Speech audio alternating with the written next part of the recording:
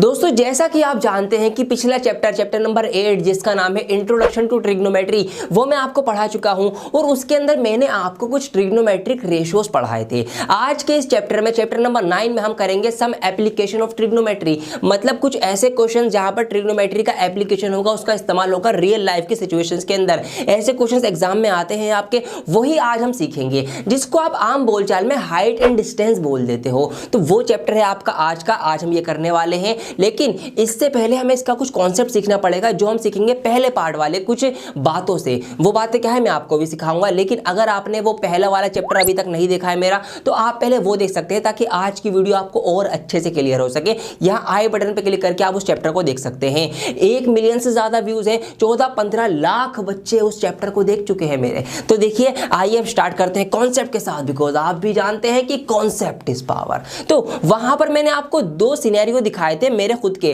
पहली बार में मैं गया था दिल्ली के कुतुब मीनार घूमने, दूसरी बार में मैं अपने घर की बालकनी पे खड़े होकर नदी के उस पार रखे हुए नीचे गमले को देख रहा था। तो इनसे हम कुछ कॉन्सेप्ट कुछ टर्म्स सीखेंगे। आइए केस नंबर 1 लेते हैं, जहां पर मैं दिल्ली के कुतुब मीनार घूमने गया था। वहां पर मैं गया था और मैं दिल्ली के कुतुब मीनार को देख रहा था, उसकी चोटी, उसकी जो ऊपर नोक है टॉप, उसको मैं देख रहा था। यहां पर एक ट्राइंगल बन रहा था, आपको बहुत अच्छे से पता है, याद होगा जिन्होंने वीडियो देखी है। तो अब यहां पर क्या क्या चीजें होंगी देखिए। जो भी ऑब्जर्वर होगा, यहां पर ऑब्जर्वर मैं हूं, मैं देख रहा हूं, तो मेरी आंख से जो लाइन जा रही है कुतुब मीनार के टॉप तक, यहां पर कुतुब मीनार हो सकता है, कोई खंबा हो सकता है, कोई टावर हो सकता है, कोई बिल्डिंग हो सकती है, कुछ भी हो सकता है। तो मेरी आंख से, ऑब्जर्वर की आंख से जो लाइन यहां पर बन रही है उस बिल्डिंग की, उस मीनार की, उस खंबे की नोक पर टॉप तक, ये लाइन आपकी कहलाएगी लाइन ऑफ साइट, जिसको आप हिंदी में बोलेंगे दृष्टि रेखा। ठीक है जी।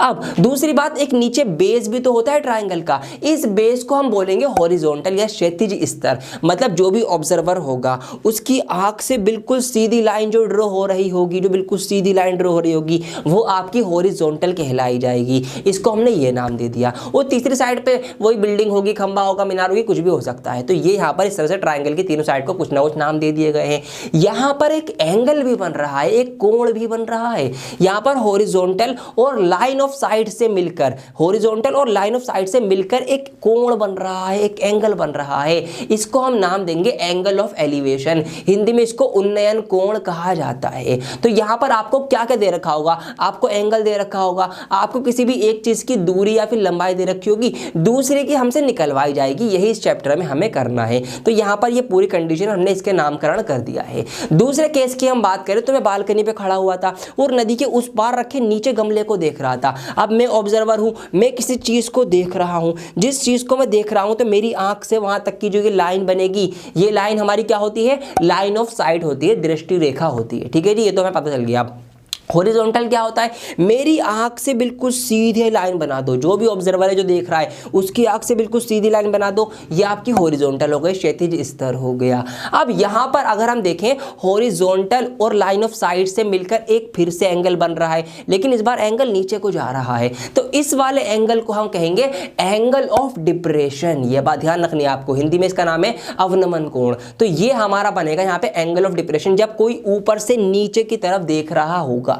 इसकी हेल्प से हम एंगल ऑफ एलिवेशन निकाल लेंगे और फिर अपने रेशो वगैरह लगाकर जो भी हमने सीखा है अब तक, उन्हीं से हम अपना आंसर लेकर आएंगे कि नदी की चौड़ाई कितनी है, गमला कितनी दूरी पर रखा हुआ है, मेरे घर की ऊंचाई कितनी है, ये सब के आंसर हम पता लगा लेंगे। बस आपको ये चीजें पता होनी चाहिए। ठीक है जी, सबका नामकरण हो गया। तो आइए दोस्तों अब हम स्टार्ट करते हैं एक्सरसाइज 9.1 के बहुत ही बढ़िया बढ़िया सवाल। 6 मार्क्स का एक सवाल आता है, 4 मार्क्स में भी आते हैं, छोटे छोटे सवाल भी आते हैं इसके। तो बहुत इंपॉर्टेंट चैप्टर है, पूरी वीडियो आपको देखनी है थोड़ी थोड़ी करके। आइए शुरू करते हैं। लेकिन हाँ, इससे पहले मैं आपको एक बात और बता दूं कि अगर आप घर बैठे हैं, आपके स्कूल बंद हैं, आपको पढ़ाई करने में प्रॉब्लम आ रही है, कुछ डाउट आते हैं आपके, तो इन सभी बातों का सॉल्यूशन है आपका डाउटनेट। आप डाउटनेट एप्लीकेशन को डाउनलोड कर सकते हैं, जहां पर आपको सभी सवालों के जो जवाब है वो 5 सेकंड के अंदर मिल जाएंगे, वो भी वीडियो के फॉर्म में। कोई भी सवाल आपका डाउट फंसता है तो आप उसकी फोटो क्लिक करके क्रॉप करके डालेंगे, 5 सेकंड में ही आपको उसका वीडियो सॉल्यूशन मिल जाएगा। कोई सा भी बोर्ड हो आपका, यूपी बोर्ड हो, बिहार बोर्ड हो, सीबीएसई हो, एमपी हो, महाराष्ट्र, राजस्थान हो, कोई सा भी बोर्ड हो आपका, या फिर आप आप IIT JEE या नीट की प्रिपरेशन कर रहे हो या फिर आपको उनकी तैयारी करनी है, वो सब आपको वहां पर मिल जाएगा। मैथ्स का, फिजिक्स का, बायोलॉजी का, केमिस्ट्री का, तो वो सारे ही सॉल्यूशन वहां पर आपको मिल जाएंगे। तो इसीलिए डाउटनेट एप्लीकेशन आप डाउनलोड करके रख लीजिए, आपके बहुत काम आने वाली है। उसका लिंक मैं इसी वीडियो के डिस्क्रिप्शन में आपके लिए ऐड कर दूंगा, उसको आप डाउनलोड कर लेना, ठीक है जी। आइए स्टार्ट करते हैं एक्सरसाइज 9.1। तो आइए दोस्तों, अब हम स्टार्ट करने जा रहे हैं अपनी एक्सरसाइज 9.1। फटाफट वीडियो को लाइक कर दीजिए आप। आइए क्वेश्चन नंबर 1 यहां पर हम देखेंगे, हिंदी वालों के लिए नीचे आ रहा है। सवाल को सबसे पहले मैं आपको समझाऊंगा। यहां पर सवाल लिखा हुआ है कि circus artist is climbing a 20 metre rope, long rope. एक सर्कस का आर्टिस्ट है, ठीक है, ये आ गया जी आपका। ये 20 मीटर लंबी एक रस्सी पर चढ़ रहा है, चढ़ता है, विच इज टाइडली स्ट्रेच्ड, जो कि बहुत ही टाइट होके खींची हुई है, मतलब उसमें कोई झोल नहीं है, बिल्कुल सीधी वो रस्सी है। And tied from the top of a vertical pole to the ground, और एक खंबे से वो बंधी हुई है, खंबे की बिल्कुल ऊपर टॉप से, जो खंबा ग्राउंड पर, जमीन पर खड़ा हुआ है। तो ये खंबा है आपका, ये रस्सी इस तरीके से बनी हुई है, और ये दोनों चीजें नीचे जमीन पर, ग्राउंड पर जो है वो खड़े हुए हैं, ठीक है। इतनी बात समझ में आ गई। आइए आगे हमसे कहा गया है find the height of the pole. तो इस खंबे की ऊंचाई आप बताएंगे, ये खंबा कितना ऊंचा है, विदाउट कैलकुलेटिंग, ठीक है, आपको नापना नहीं है, आपको कुछ फॉर्मूले लगाने हैं। इस खंबे की ऊंचाई आप बताएंगे, और क्या है, if the angle made by the rope with the ground level is 30 degree, अगर ये जो रस्सी है ये जमीन से 30 डिग्री का कोण बना रही है। तो समझ में आ गई बात। अब हमें क्या क्या दे रखा है, ये आपने पूरा सिनेरियो समझ लिया। आइए अब मैं फिगर बना लेता हूं इसकी। तो यहाँ पर फिगर कुछ इस तरीके से बनेगी कि ये आपका एक खंबा हो गया इस तरह से, ठीक है, ये इससे एक रस्सी बंधी हुई है, दोनों नीचे यहाँ पर ऐसे ग्राउंड पर हैं, ये लो जी, और इस रस्सी पर वो आर्टिस्ट ऐसे ऐसे ऐसे ऐसे करके अपना सर्कस दिखाता हुआ चल रहा है। ये आपका एक राइट ट्रायंगल बन गया, ठीक है जी। यहाँ पर इसका राइट एंगल हो जाएगा। यहाँ पर जो एंगल बन रहा है, रस्सी से जमीन पर जो एंगल बन रहा है वो 30 डिग्री का है। मतलब ये कौन सा एंगल है, ये है आपका एंगल ऑफ एलिवेशन। समझ में आ गया होगा आपके। आइए इसको हम कुछ नाम भी दे देंगे ट्रायंगल को। तो यहाँ पर हम इसको नाम दे सकते हैं A, B और C। ये हमारे पास 20 मीटर लंबी रस्सी है, हमें ये बताना है हाइट ऑफ द पोल। अब यहाँ पर देखिए क्या होगा।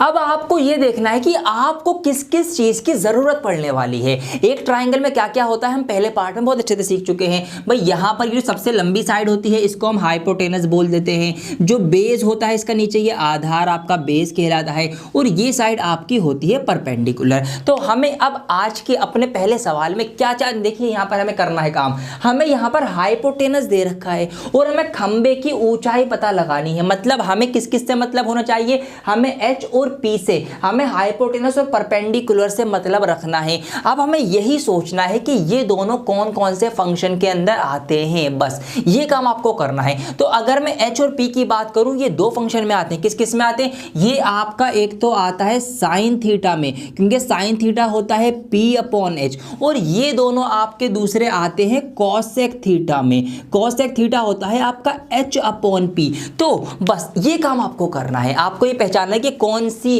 दो चीजें इनमें से आपको चाहिए और वो दो किस किस फंक्शन में आती हैं। अब आप चाहे इस फंक्शन से सॉल्व करिए चाहे इससे सॉल्व कीजिए, आपका आंसर दोनों से ही आएगा, ठीक है। तो मैं दोनों से ही करके बताऊंगा आपको, फिर आपकी मर्जी, आप जिससे चाहे लिख के आ सकते हैं, दोनों ही बिल्कुल सही होंगे। तो आइए पहले साइन थीटा से हम करेंगे। तो हम लेंगे in triangle ABC, sine theta जो होगा आपका P/H होगा, तो इनकी हम वैल्यू पुट कर देंगे। जैसे कि यहाँ पर अगर हम P की वैल्यू रखें, तो मतलब P का नाम दूसरा क्या होगा, P हमारा परपेंडिकुलर है, तो ये होगा आपका AB। तो यहाँ पर हम इसकी जगह AB लिख देंगे, और हाइपोटेनस हमारा होगा AC, इसकी जगह हम AC लिख देंगे। साइन कितने डिग्री है जी, साइन है आपका 30 डिग्री, 30 डिग्री, 30 डिग्री का एंगल बन रहा है, ठीक है जी। आइए अब साइन 30 डिग्री की यहाँ वैल्यू आएगी, इसीलिए मैंने आपसे बोला था कि टेबल को याद करना बहुत जरूरी है। पहले पार्ट में आपको समझा रखी है, ट्रिक भी बता रखी है याद करने की।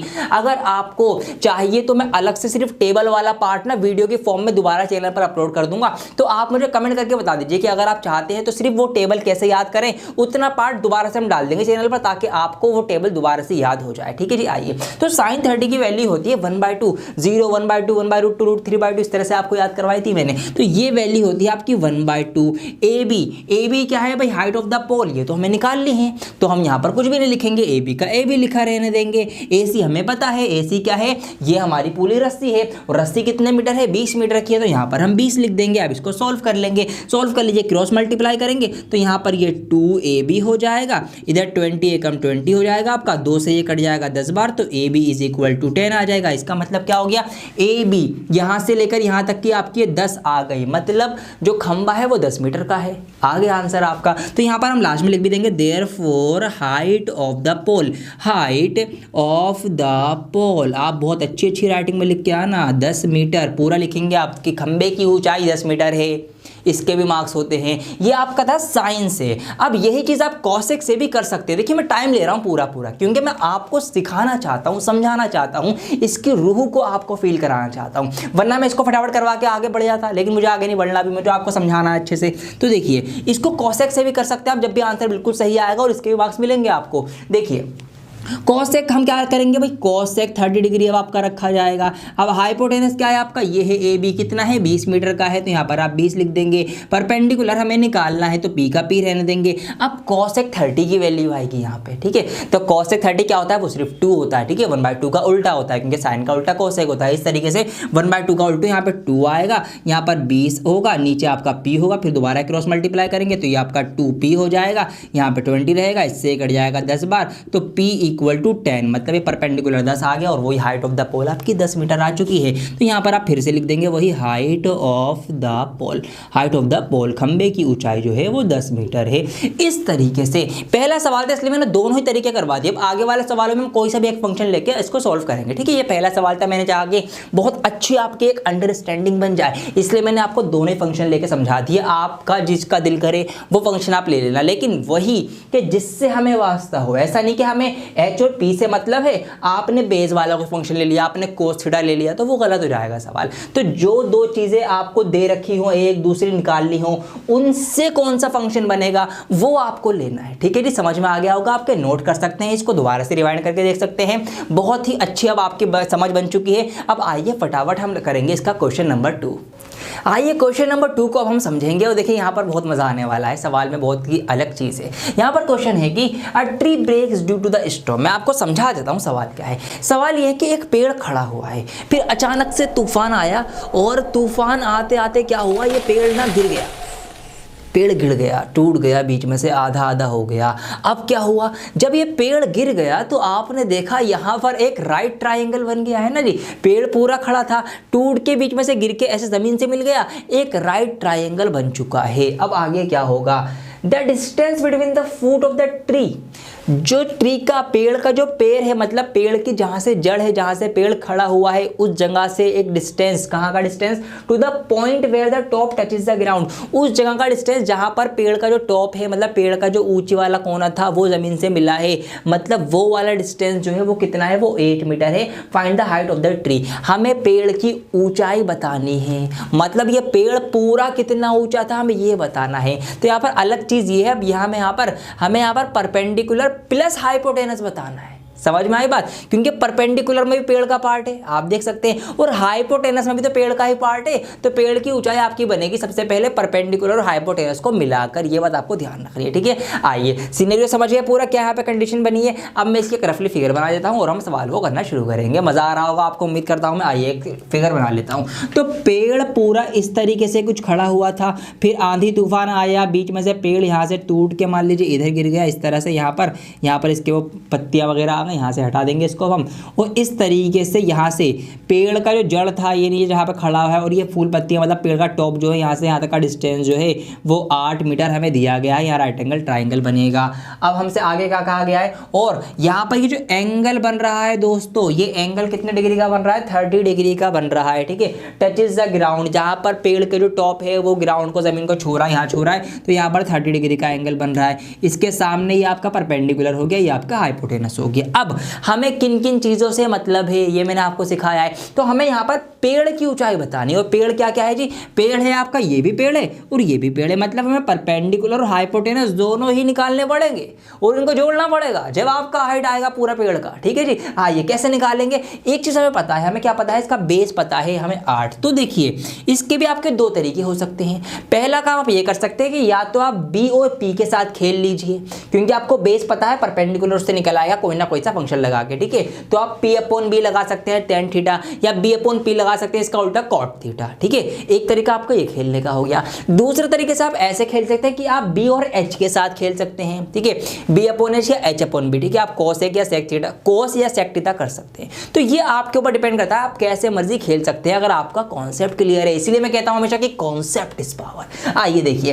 तो मैं यहाँ पर खेलना चाह रहा हूं बी और पी के साथ। ठीक है, तो मैं यहाँ पर लूंगा tan थीटा। जो भी स्टेटमेंट है लिखने का काम है, हमने इसको ABC ट्राइंगल मान लिया, तो इसका जो ये हो गया, ये AB हो गया, ये BC हो गया, ये AC हो गया, सब आप कर लेना। मैं डायरेक्ट ही मुद्दे पर आ रहा हूँ, डायरेक्ट यहाँ पर मैं ले रहा हूँ tan थीटा। तो मैंने यहाँ पर ले लिया मेरे प्यारे दोस्तों tan थीटा, जो कि होता है आपका P अपॉन B। ठीक है, कितने डिग्री है थीटा, थीटा हमारा होता है 30 डिग्री। एनी एंगल, यहाँ पर क्या एंगल है, 30 डिग्री है। परपेंडिकुलर हमें यहाँ पे निकालना है, नहीं पता P का P लिख दूंगा, B तो मुझे पता है आधार कितना है, बेस कितना है, 8 मीटर का है ना, तो यहाँ पर मैं 8 लिख दूंगा। अब tan 30 की वैल्यू याद करनी पड़ेगी भाई, टेबल के बिना आप इस चैप्टर में से मार्क्स अचीव नहीं कर सकते, और बहुत ज़्यादा मार्क्स का आता है ये चैप्टर, आपको पता होगा, देख लेना आप सिलेबस में कितने मार्क्स का आता है। ठीक है जी, तो चलिए टेबल याद कर लेना, इसलिए ज़रूरी है। tan 30 आपका होता है 1/√3 is equal to P upon 8, cross multiply करेंगे, P की √3 में होगी √3P बन जाएगा, 8 की 1 में होगी 8 1 जार 8 हो जाएगा। इस तरह से P आपका आ जाएगा 8 अपॉन √3। तो P परपेंडिकुलर हमारा आ गया, मतलब पेड़ की यहाँ से यहाँ तक की ऊंचाई आ गई 8/√3। हमें तो पूरे पेड़ की निकाल ली, अभी हमें हाइपोटेनस भी निकालना पड़ेगा। जब हमें किसी राइट एंगल ट्राइंगल में दो चीज़ें पता हो तो तीसरी हम निकाल सकते हैं। किससे निकाल सकते हैं, पाइथागोरस थ्योरम भूल गए क्या, पाइथागोरस थ्योरम लगा के आप निकाल सकते हैं। Pythagoras theorem, converse of Pythagoras theorem, दोनों ही थ्योरम का प्रूफ मैंने इस वीडियो में करवा रखा है। कई बार डायरेक्ट ही थ्योरम पूछ लेता है, बिल्कुल सवाल पिछली बार भी आया था, बल्कि और वही आया था जो हमने पढ़ाया था, तो ये वीडियो भी आपके लिए इंपॉर्टेंट बनती है, बाद में इसको भी देख लेना आप। देखिए अब हम क्या करेंगे, यहाँ पर हम लगाएंगे पाइथागोरस थ्योरम बाय पाइथा, और यहाँ पे आप लिख भी देंगे पहले कि कौन से ट्राइंगल में लगाना है। ठीक है, इन ट्राइंगल ABC या PQR जो भी आप इसको मानो XYZ, इन ट्राइंगल दिस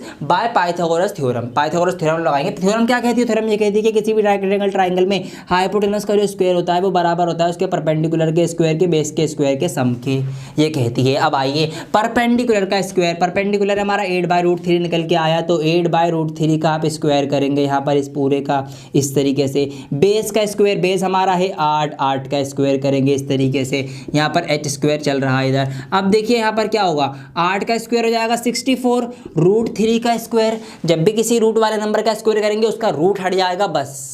ठीक है, बस और कुछ नहीं होगा। तो √3 का 3 रूट हट जाएगा, 3 रह जाएगा खाली, 8 8 64 हो जाएगा। यहाँ पर इनका LCM लेंगे, यहाँ पर 3 एकम 3 हो जाएगा, 3 एकम 3 एक बार गया, 64 एकम 64 हो जाएगा, 1 3 3 बार गया, 3 से मल्टीप्लाई करेंगे, 3 चौक बार कर दो, 80 3 18 और 19, ये हो जाएगा आपका 192। इसको प्लस करूँगा, 4 और 2 6, 9 6 15 का बार हासिल लगाएगा, 1 और 1 2, 256/3 हो जाएगा।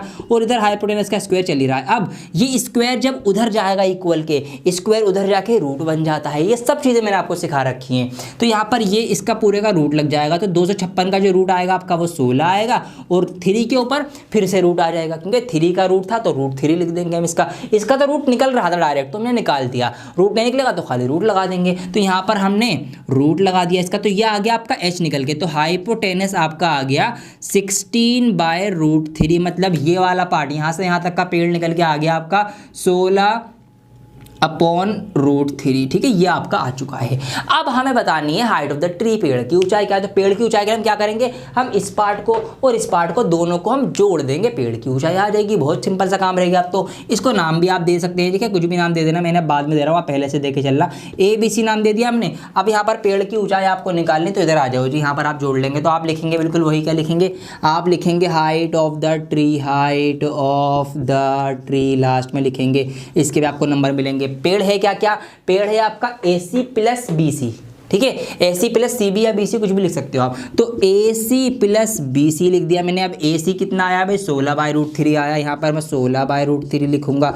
BC कितना था मेरा 8/√3 था, दोनों के नीचे √3 है तो √3 लिखूंगा, ऊपर जोड़ दूंगा 8 16 8 24 हो जाएगा आपका। अब नीचे रूट का नंबर नहीं होना चाहिए तो हम इसको रैशनलाइज कर देंगे, तो √3 से ही इसकी दोबारा से ऊपर नीचे मल्टीप्लाई कर देंगे। ऊपर आपका 24√3 हो जाएगा, नीचे आपका फिर रूट हट जाएगा, इससे कट जाएगा, 3 8 24 होते हैं, तो यहाँ पर ही आपका आ जाएगा 8√3 मीटर। तो इस तरीके से आपकी आ गई हाइट ऑफ द ट्री। पेड़ की ऊंचाई है दोस्तों 8√3 मीटर। इस तरीके से अब लंबे से लंबा सवाल आप करने वाले हैं। ये था हमारा क्वेश्चन नंबर 2। समझ में आ गया क्या किया मैंने? सब कुछ आपको क्लियर हो रहा होगा। नहीं क्लियर हो तो कोई बात नहीं, इंस्टाग्राम पे मैसेज कर सकते हैं आप, हमारे अकाउंट को फॉलो कर सकते हैं, फेसबुक पे फॉलो कर सकते हैं, हम आपके साथ जुड़े हुए हैं। अब आइए फटाफट इसका क्वेश्चन नंबर 3 हम यहाँ पर करेंगे। अब धीरे धीरे जो है वो क्वेश्चंस जो है वो थोड़े थोड़े हाई होते चले जाएंगे, लेकिन हमें नहीं डरना है, हमने सब कुछ सीख रखा है। क्वेश्चन नंबर 3 यहाँ पर करने जा रहे हैं, बहुत ध्यान से देखिएगा। बहुत ही लंबा सवाल है, पूरा ऐसा यहाँ पर आ चुका है, तो इसको मैं डायरेक्ट ही आपको समझा देता हूँ। सवाल में क्या कहा गया है? सवाल में कहा गया है कि एक कॉन्ट्रैक्टर हैं जो झूले बनाने का काम करती हैं, जो झूले बनाती हैं। तो उन्होंने क्या सोचा कि एक झूला बनाया जाएगा 5 साल से कम बच्चों के लिए। कितना उन्होंने सोचा इस तरह से कि एक सीढ़ी लगाएं हम 1.5 मीटर ऊंची, ठीक है। इस तरीके से एक सीढ़ी लगाई उन्होंने सिर्फ और सिर्फ 1.5 मीटर ऊंची, और उससे एक स्लाइड बना दी 5 साल से कम के बच्चों की, 5 साल से जिनकी कम एज हो उन वाले बच्चों के झूलने के लिए। तो उन्होंने यहाँ पर 1.5 मीटर की सीढ़ी बनाई और यहाँ पर एक फिसलन बना दी, ठीक है, एक स्लाइड बना दी जिससे बच्चे झूल सकेंगे। तो इस तरीके से वो एक स्लाइड बन गई। ये उन्होंने एक छोटा सा झूला बना दिया। फिर उन्होंने सोचा कि इसी में थोड़े से बड़े बच्चों के लिए भी झूला बना देते हैं। तो उन्होंने क्या किया, इसी सीढ़ी को थोड़ा सा और लंबा करते हुए 1.5 मीटर की हाइट और दे दी सीढ़ी को, मतलब टोटल हाइट दे दी 3 मीटर। जमीन से अगर हम नापें तो 3 मीटर की उन्होंने एक सीढ़ी और जोड़ दी उसी झूले में, और उससे इधर स्लाइड बना दी थोड़े से बड़े बच्चों के लिए कि अगर कोई बड़ा बच्चा है वो थोड़ा ऊपर जाके झूल लेगा। तो उन्होंने बड़े बच्चों के लिए यहाँ से एक स्लाइड बना दी इस तरीके से। यहाँ पर जो एंगल उन्होंने बनाया वो 30 डिग्री का बनाया, और यहाँ वाली बड़ी स्लाइड पे उन्होंने एंगल बनाया 60 डिग्री का। इस तरीके का झूला बना है। तो छोटे बच्चे आएंगे यहाँ पर सीढ़ी पे चढ़ेंगे चढ़ेंगे चढ़ेंगे चढ़ेंगे, यहाँ से फिसलते नीचे आ जाएंगे, ठीक है। थोड़े बड़े बच्चे होंगे वो थोड़ा और ऊपर तक चढ़ जाएंगे, चढ़ गए यहाँ से फिसलते हुए यहाँ पे आके गिर गए। ऐसे ये झूला होगा, ठीक है जी। आपने बचपन में बहुत झूला होगा ये झूला। अब आइए सवाल क्या है? सवाल ये है कि what should be the length of the slide in each cases. दोनों ही हालतों में, दोनों ही केसेस में, कंडीशन में स्लाइड की हमें लेंथ बतानी है। मतलब ये जो स्लाइड्स हैं, ये वाली स्लाइड और ये वाली स्लाइड, इसकी हमें लंबाई बतानी है कि कितनी कितनी लंबी है। मतलब हमें क्या क्या बताना है? हमें इसका भी हाइपोटेनस बताना है, इसका भी हाइपोटेनस बताना है। तो ये हमें करना है। अब वही बात, क्या दे रखा है, क्या निकालना है? तो यहाँ पर अगर मैं देखूँ, यहाँ पर इस छोटे वाले की बात कर रहा हूँ अभी मैं, तो छोटे वाले ट्राइंगल में मुझे इसका ये परपेंडिकुलर पता है 1.5 मीटर का, ठीक है भाई। सीढ़ी जो है ये परपेंडिकुलर काम करेगी यहाँ पर, तो ये आपका 1.5 मीटर है। वो मुझे h निकालना है, हाइपोटेनस P और H। P और H किस में होता है? साइन थीटा या कोसेक थीटा में। तो P/H साइन थीटा से हम इसको करेंगे, ठीक है। अब यहाँ पर एक ही बार करूंगा मैं, बार बार 2 बार से नहीं खेलूंगा, वो मैंने आपको सिखा दिया पहले क्वेश्चन में। तो साइन थीटा में ले रहा हूँ जो कि होता है P/H। डायरेक्ट कर रहा हूँ मैं, स्टेटमेंट्स आप करेंगे, ठीक है। आप इसको ABC ट्राइंगल मान लेंगे, इसको भी नाम दे देंगे, इसके कॉर्नर को सब लिखेंगे in triangle. First case in triangle, छोटा वाला जो भी आपने नाम दिया होगा उसके अंदर साइन थीटा इस तरीके से आप लिखेंगे। साइन 30 डिग्री, ठीक है जी, 30 डिग्री का एंगल बनाया, 30 डिग्री लिया। P परपेंडिकुलर हमें पता है 1.5 मीटर की सीढ़ी है, खड़ी सीढ़ी जो है, तो 1.5 H हमें निकालना है। H का H साइन 30 डिग्री की वैल्यू अभी आई थी, आपको याद हो गई होगी, 1/2 थी। 1.5/H क्रॉस मल्टीप्लाई करेंगे, H एकम H हो जाएगा आपका, और 1.5 दूनी 3 होता है, मतलब 1.5 का डबल 1.5 का डबल आपका 3 होता है। तो H आ गया। मतलब पहले वाले केस में ये हमें यहाँ पर स्लाइड निकल के आ चुकी है। स्लाइड की लेंथ कितनी है? 3 मीटर है यहाँ पर, ठीक है। ये आपका 3 मीटर आ चुका है। अब केस नंबर 2 की बात कर लेते हैं। अब हमें इस लंबी वाली स्लाइड की हाइट वो निकालनी है, लंबाई निकालनी है। तो कैसे करेंगे? अब यहाँ पर भी देखिए वही बात, हमें यहाँ पर ये पूरी सीढ़ी दे रखी है कि यहाँ से यहाँ तक की जो सीढ़ी है वो 3 मीटर की है। तो हमें पूरा परपेंडिकुलर पता है, हमें H निकालना है। PH परपेंडिकुलर पता है, H निकालना है। P/H फिर से साइन थीटा ही लग जाएगा, ठीक है। तो दोबारा से हम यहाँ पर अगेन क्या करेंगे, हम साइन थीटा लगाएंगे जो कि होता है P/H। अब लेकिन एंगल जो है वो 60 डिग्री है। ये गलती मत कर देना, जल्दबाजी में पेपर में बैठे हो फटाफट 30 डिग्री से करा दोबारा 30 कर दोगे, गलत हो जाएगा बच्चों। यहाँ पर वो जो एंगल है 60 डिग्री का है, तो ये चीज़ें बहुत ध्यान देने की छोटी छोटी सी। अब यहाँ पर परपेंडिकुलर में पता है 3 मीटर का है, एच हमें फिर से निकालना है। अब साइन 60 की वैल्यू क्या होती है याद करनी पड़ेगी टेबल, भाई बात नहीं बनेगी वरना। तो 0 1/2 1/√2 √3/2, ठीक है, √3/2 होती है, इस तरीके से आपको याद रह जाएगी ये। तो √3/2 यहाँ आ जाएगा, ये आपका 3/h हो जाएगा, क्रॉस मल्टीप्लाई करेंगे, √3 की h में होगी तो √3 × h हो जाएगा, 3 की 2 में होगी, 3 2 = 6 होते हैं।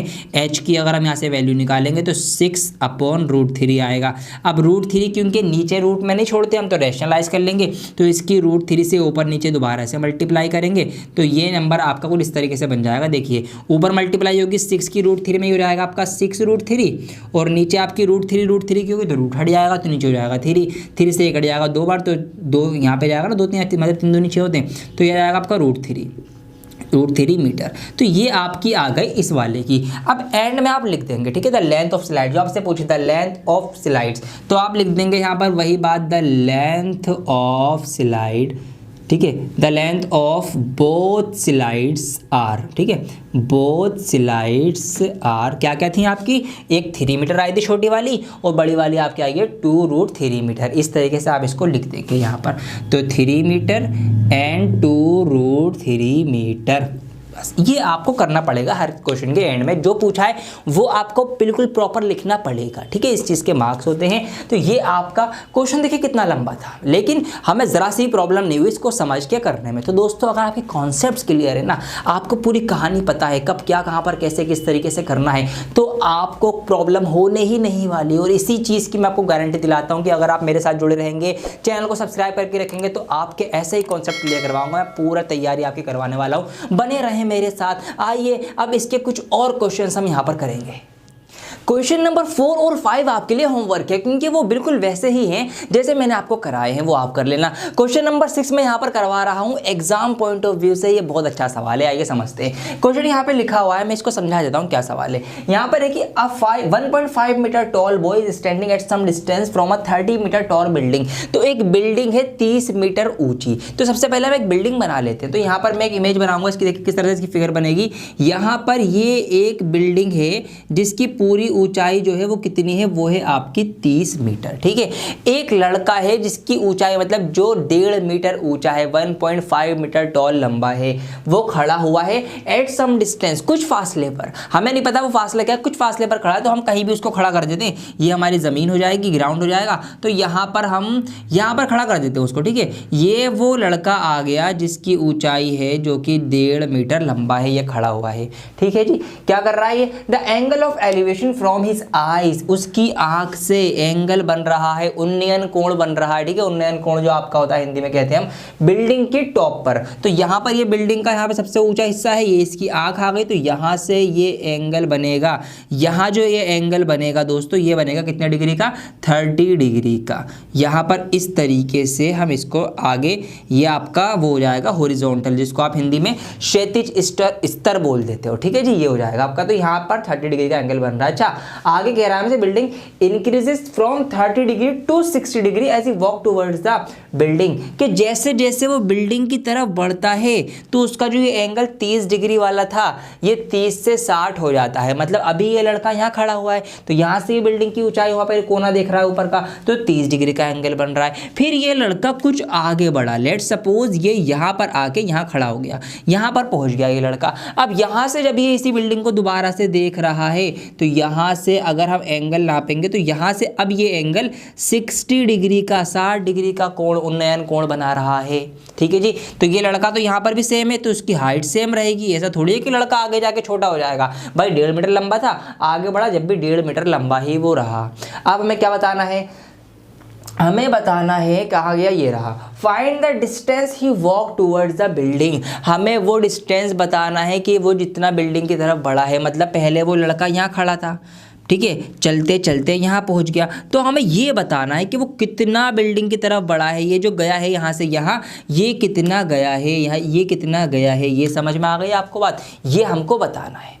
ये आपका सवाल बना है, बहुत अच्छा सवाल है। अब देखिए क्या क्या चीज़ें हमें पता है और कैसे कैसे हम इसको आगे बढ़ाएंगे। हमें क्या क्या पता करना पड़ेगा, हम इस डिस्टेंस को, इस वाले डिस्टेंस को या इस वाले को, बात है कि ये निकाल लो, ये निकाल लो, इसको हम कैसे निकाल सकते हैं? इसको हम ऐसे निकाल सकते हैं कि अगर हम ये पूरा निकाल लें, हम पूरा यहाँ से लेकर यहाँ तक का निकाल लें और उसमें से ये वाला इतना पार्ट जो है वो माइनस कर दें, हटा दें, तो फिर ये वाला इधर का पार्ट हमारे पास बच के आ जाएगा। समझ में आई बात कि अगर हम इस पूरे का डिस्टेंस निकालें, फिर ये वाला इतना हटा दें, तो हमारे पास ये बचेगा इधर वाला जो हमें चाहिए। तो यही हम करेंगे। तो सबसे पहले इस वाले को हटाने के लिए हमें ये पता भी तो होना चाहिए ना, जब भी तो हटाएंगे, जब भी तो माइनस कर पाएंगे। तो पहले यही काम हम करेंगे कि इसका यहाँ से लेकर यहाँ तक का हम डिस्टेंस जो है ये पता करेंगे। ठीक है जी, आइए। तो इसका मतलब अभी हम खेलेंगे इस छोटे वाले ट्राइंगल के अंदर, यहाँ 90 डिग्री का बन रहा है, तो हम छोटे ट्राइंगल में खेल रहे हैं। इसका नाम आप अपने हिसाब से कुछ भी दे सकते हैं। ठीक है, तो यहाँ पर मैं भी नाम दे देता हूँ छोटे ट्राइंगल को A B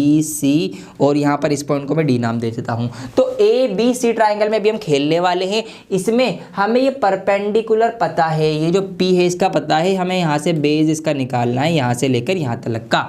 लेकिन एक बात और मेरे दोस्तों, परपेंडिकुलर यहाँ से यहाँ तक माना जाएगा, लेकिन हमारी बिल्डिंग तो पूरी यहाँ से यहाँ तक है ना, और वो बिल्डिंग की ऊंचाई हमें दे रखी है 30 मीटर। मतलब हमें सिर्फ यहाँ से यहाँ तक का भी चाहिए पता होना कि ये कितना है। तो इसको आप कैसे पता करेंगे? ये बहुत ही सिंपल है, आपने पॉइंट आउट कर भी लिया होगा। देखिए मेरे प्यारे दोस्तों, यहाँ से लेकर यहाँ तक है बिल्डिंग 30 मीटर की, हमें लेकिन सिर्फ यहाँ से B पॉइंट से A पॉइंट तक सिर्फ इतना पार्ट चाहिए। मतलब इतना पार्ट हमें नहीं चाहिए, इतना पार्ट हटाना पड़ेगा। इतना पार्ट है कितना भाई? जितना लंबा लड़का है, जो लड़के की लंबाई या ऊंचाई है वही चीज तो ये है भाई। 1.5 मीटर का लड़का है, चलते चलते यहाँ तक आ गया, अब भी 1.5 मीटर का ही रहेगा। चलते चलते बिल्डिंग के बिल्कुल नीचे पहुंच गया, तो जब भी 1.5 मीटर का रहेगा। मतलब यहाँ से लेकर यहाँ तक का जो ये पार्ट है ये है 1.5 मीटर। तो हम क्या करेंगे, इस पूरे 30 मीटर में से ये 1.5 मीटर माइनस कर दें अगर, तो क्या आएगा? तो आपका यहाँ से लेकर यहाँ तक की बिल्डिंग की हाइट आ जाएगी। समझ में आई बात? तो ये यहाँ से यहाँ तक तो 1.5 है, ये रहा, तो 30 में से 1.5 माइनस करेंगे तो जो बचेगा वो यहाँ आएगा। तो यहाँ पर ऊपर वाला जो पार्ट रह जाएगा ये आपका कितना रह जाएगा? 28.5 मीटर। 28 28.5 यहाँ से यहाँ तक है, 1.5 यहाँ से यहाँ तक है, हो गई 30 मीटर की पूरी बिल्डिंग। तो इस तरीके से आपको ये P निकाल लिया है हमने। अब वही बात, सारी स्टेटमेंट आप लिख दीजिएगा, मैं डायरेक्ट ही आपको सवाल करवा देता हूं। तो यहां पर वही चीज देखना है किस किस से मतलब है। हमें यहां पर परपेंडिकुलर दे रखा है, बेस निकालना है, P और B से मतलब है P upon B tan theta ले लो या B upon P cot theta ले लो। ठीक है, जो मर्जी आप ले सकते हैं। तो यहां पर मैं tan थीटा लेकर इसको सॉल्व कर रहा हूं। तो tan थीटा जो होता है वो आपका P अपॉन B होता है tan 30 डिग्री। ठीक है जी, एंगल कितने का है? अभी एंगल छोटे वाले ट्राइंगल में 60 डिग्री, सॉरी 30 नहीं है 60 है। तो ये ध्यान रखना है आपको, यहाँ पर हम 30 ना लेकर 60 डिग्री का एंगल लेंगे। ठीक है जी, चलिए। तो यहाँ पर 60 डिग्री आ गया है। और हमें क्या क्या पता है? परपेंडिकुलर हमें पता है कितना है जी? 28.5 है। तो यहाँ पर हम 28.5 रखेंगे। और बेस हमें नहीं पता छोटे वाले का, यही तो हमें निकालना है। तो बेस की जगह मैंने भी लिख दिया। अब tan 60 डिग्री की वैल्यू आपको लिखनी पड़ेगी। तो आपको याद होनी चाहिए √3 होती है इसकी वैल्यू। यहाँ पर 28.5 आ जाएगा, यहाँ पर B आ जाएगा, क्रॉस मल्टीप्लाई कर लेंगे, √3 की B से हो जाएगी, 28.5 अलग ही रह जाएगा, फिर B इधर रखेंगे, ये √3 मल्टीप्लाई में है तो ये 28.5 के डिवाइड में आ जाएगा। तो यहाँ पर ये आ गया डिवाइड में, ये आ गया आपका बेस निकल के, B निकल के कौन से ट्राइंगल का? छोटे वाले का। कितना? 28.5 अपॉन √3। मतलब यहाँ से लेकर यहाँ तक का फासला जो है वो है 28.5 अपॉन √3 मीटर। मीटर में चल रहा है तो मीटर भी लगा सकते हैं। ठीक है जी, अब हम निकालेंगे इस पूरे का निकालेंगे, D से लेकर B तक का। अब इस पूरे का निकालने के बाद फिर ये वाला जो आया ये माइनस कर देंगे, आंसर आ जाएगा हमारा। तो आइए निकाल देते हैं फटाफट। देखिए चीज़ें बहुत लॉजिकल है और बहुत ही सिंपल यहाँ पर चल रहा है, कुछ भी हमें ज़्यादा नहीं सोचना पड़ रहा है, बहुत आसान है। अब हम पूरे का निकालेंगे। अब हम बात कर रहे हैं बड़े ट्राइंगल की, मतलब ट्राइंगल ABD की बात कर रहे हैं। अब हम ABD की बात कर रहे हैं, एंगल 30 डिग्री का बन रहा है। यहाँ पर हमें क्या चाहिए? हमें ये पूरा यहाँ से लेकर यहाँ तक का बेस चाहिए, मतलब हमें B से मतलब है, और हमें परपेंडिकुलर तो दे रखा है, तो वही P अपॉन B। दोबारा से tan थीटा ही आप लगा देंगे। तो यहाँ पर मैं दोबारा से लगाने जा रहा हूँ ट्राइंगल, कौन से वाले में? ट्राइंगल ABD के अंदर ये था ट्राइंगल ABC, यहाँ पे लिख भी देता हूँ मैं ट्राइंगल ABC के अंदर ताकि आपको याद रहे। तो ABD के अंदर मैं लगा रहा हूँ tan थीटा बराबर वही होता है, हमें बहुत अच्छे से पता है P/B। अब यहाँ पर tan लगेगा 30 डिग्री, परपेंडिकुलर हमारा वही है 28.5। बेस हमें नहीं पता, ये जो बेस है ये पूरा बेस है, यहाँ से लेकर यहाँ तक का पूरा आधार है इसका, ठीक है जी, ये ध्यान रखना। आप चाहे तो नाम भी लिख सकते हैं पूरा क्या इसका, DB या BD, ताकि आपको और अच्छे से याद रह जाए, ठीक है जी। tan 30 कितना होता है जी आपका 1/√3 होता है, यहाँ पर 28.5 लिखेंगे, B का B रहेगा, क्रॉस मल्टीप्लाई होगी, B एकम B होता है, 28.5 की किस में हो जाएगी ×√3 हो जाएगा, ठीक है, इन दोनों की आपस में मल्टीप्लाई हो जाएगी। ये आपका बड़ा B निकल के आ गया, कौन सा B निकल के आ गया, बड़ा B निकल के, मतलब ये पूरा यहाँ से लेकर यहाँ तक का बेस आया 28.5 ×√3, ठीक है, यहाँ से लेकर यहाँ तक का आया ये रहा। अब इस बड़े वाले में से ये वाला माइनस कर दो, आपका आंसर आ गया। आइए माइनस कर देते हैं। अब हम क्या करेंगे, हम BD माइनस BC, ठीक है, छोटा वाला BC जिसका नाम दिया इसको माइनस कर देंगे, तो BD हमारा ये बड़ा बेस निकल के आया, कितना है जी, ये है 28.5 ×√3। इसमें से हम माइनस करेंगे क्या, 28.5 डिवाइडेड बाय √3, ये हम इसमें से माइनस करेंगे। अब क्या कर सकते हैं हम, नीचे कुछ भी नहीं, यहाँ पर 1 लगाओ, इसका LCM ले लो, तो नीचे का जो LCM आएगा यहाँ पर √3 कम √3 आएगा, ये आ गया यहाँ पर √3, और ऊपर क्या क्या आएगा, √3 की 28.5 ×√3 में मल्टीप्लाई होगी, तो √3 की जब √3 में मल्टीप्लाई होगी तो इसका रूट हट जाएगा, रूट हट गया, क्या रह गया, सिर्फ 3 रह गया। उस 3 की मल्टीप्लाई आपकी फिर इसमें हो जाएगी 28.5 में। आप चाहे तो मल्टीप्लाई कर सकते हैं, लेकिन मैं यहाँ पे कॉमन लूंगा, क्यों, क्योंकि इधर भी 28.5 है, इधर भी, तो कॉमन लेने से ये नंबर ऑलरेडी छोटा रहेगा। मल्टीप्लाई कर दूंगा तो फिर ये बड़ा बन जाएगा, फिर डिवाइड करना पड़ेगा, काम बढ़ जाएगा, तो मैं कॉमन लेके इसको कर रहा हूँ। एक सवाल को करने के कई तरीके होते हैं, आपको भी पता है, तो आपको अगर ईजी लगे तो आप 3 की मल्टीप्लाई करके कर सकते हो, कोई प्रॉब्लम नहीं है, आंसर वहाँ से भी आएगा, लेकिन मैं कॉमन लेके कर रहा हूँ। कॉमन लेके कैसे करूँगा, देखिए, कॉमन लेके मैं ऐसे करूँगा 28.5, अब 3 √3 की मल्टीप्लाई को 3 रह जाएगा, तो मल्टीप्लाई में मैंने 3 ही लिख दिया, मल्टीप्लाई करी नहीं। इधर यहाँ पर 28.5 की 1 से करूँगा तो ये 28.5 × 1 मतलब 28.5 ही रहेगा। अब मैं यहाँ पर कॉमन ले लूँगा, कॉमन कुछ इस तरह से लूँगा मैं, देखिए 28.5 यहाँ पर भी है, 28.5 यहाँ पर भी है, तो मैं 28.5 कॉमन लिया मैंने। अब यहाँ पर क्या रह गया, मल्टीप्लाई में 3 था तो यहाँ पर 3 बचा, यहाँ पर माइनस का माइनस लगाया, अब यहाँ पर से तो ये पूरा ही बाहर आ गया 28.5, कुछ नहीं बचा, मतलब यहाँ पर सिर्फ 1 कॉमन रह गया, यहाँ पर 1 लिखूंगा, और नीचे आपका √3 जो है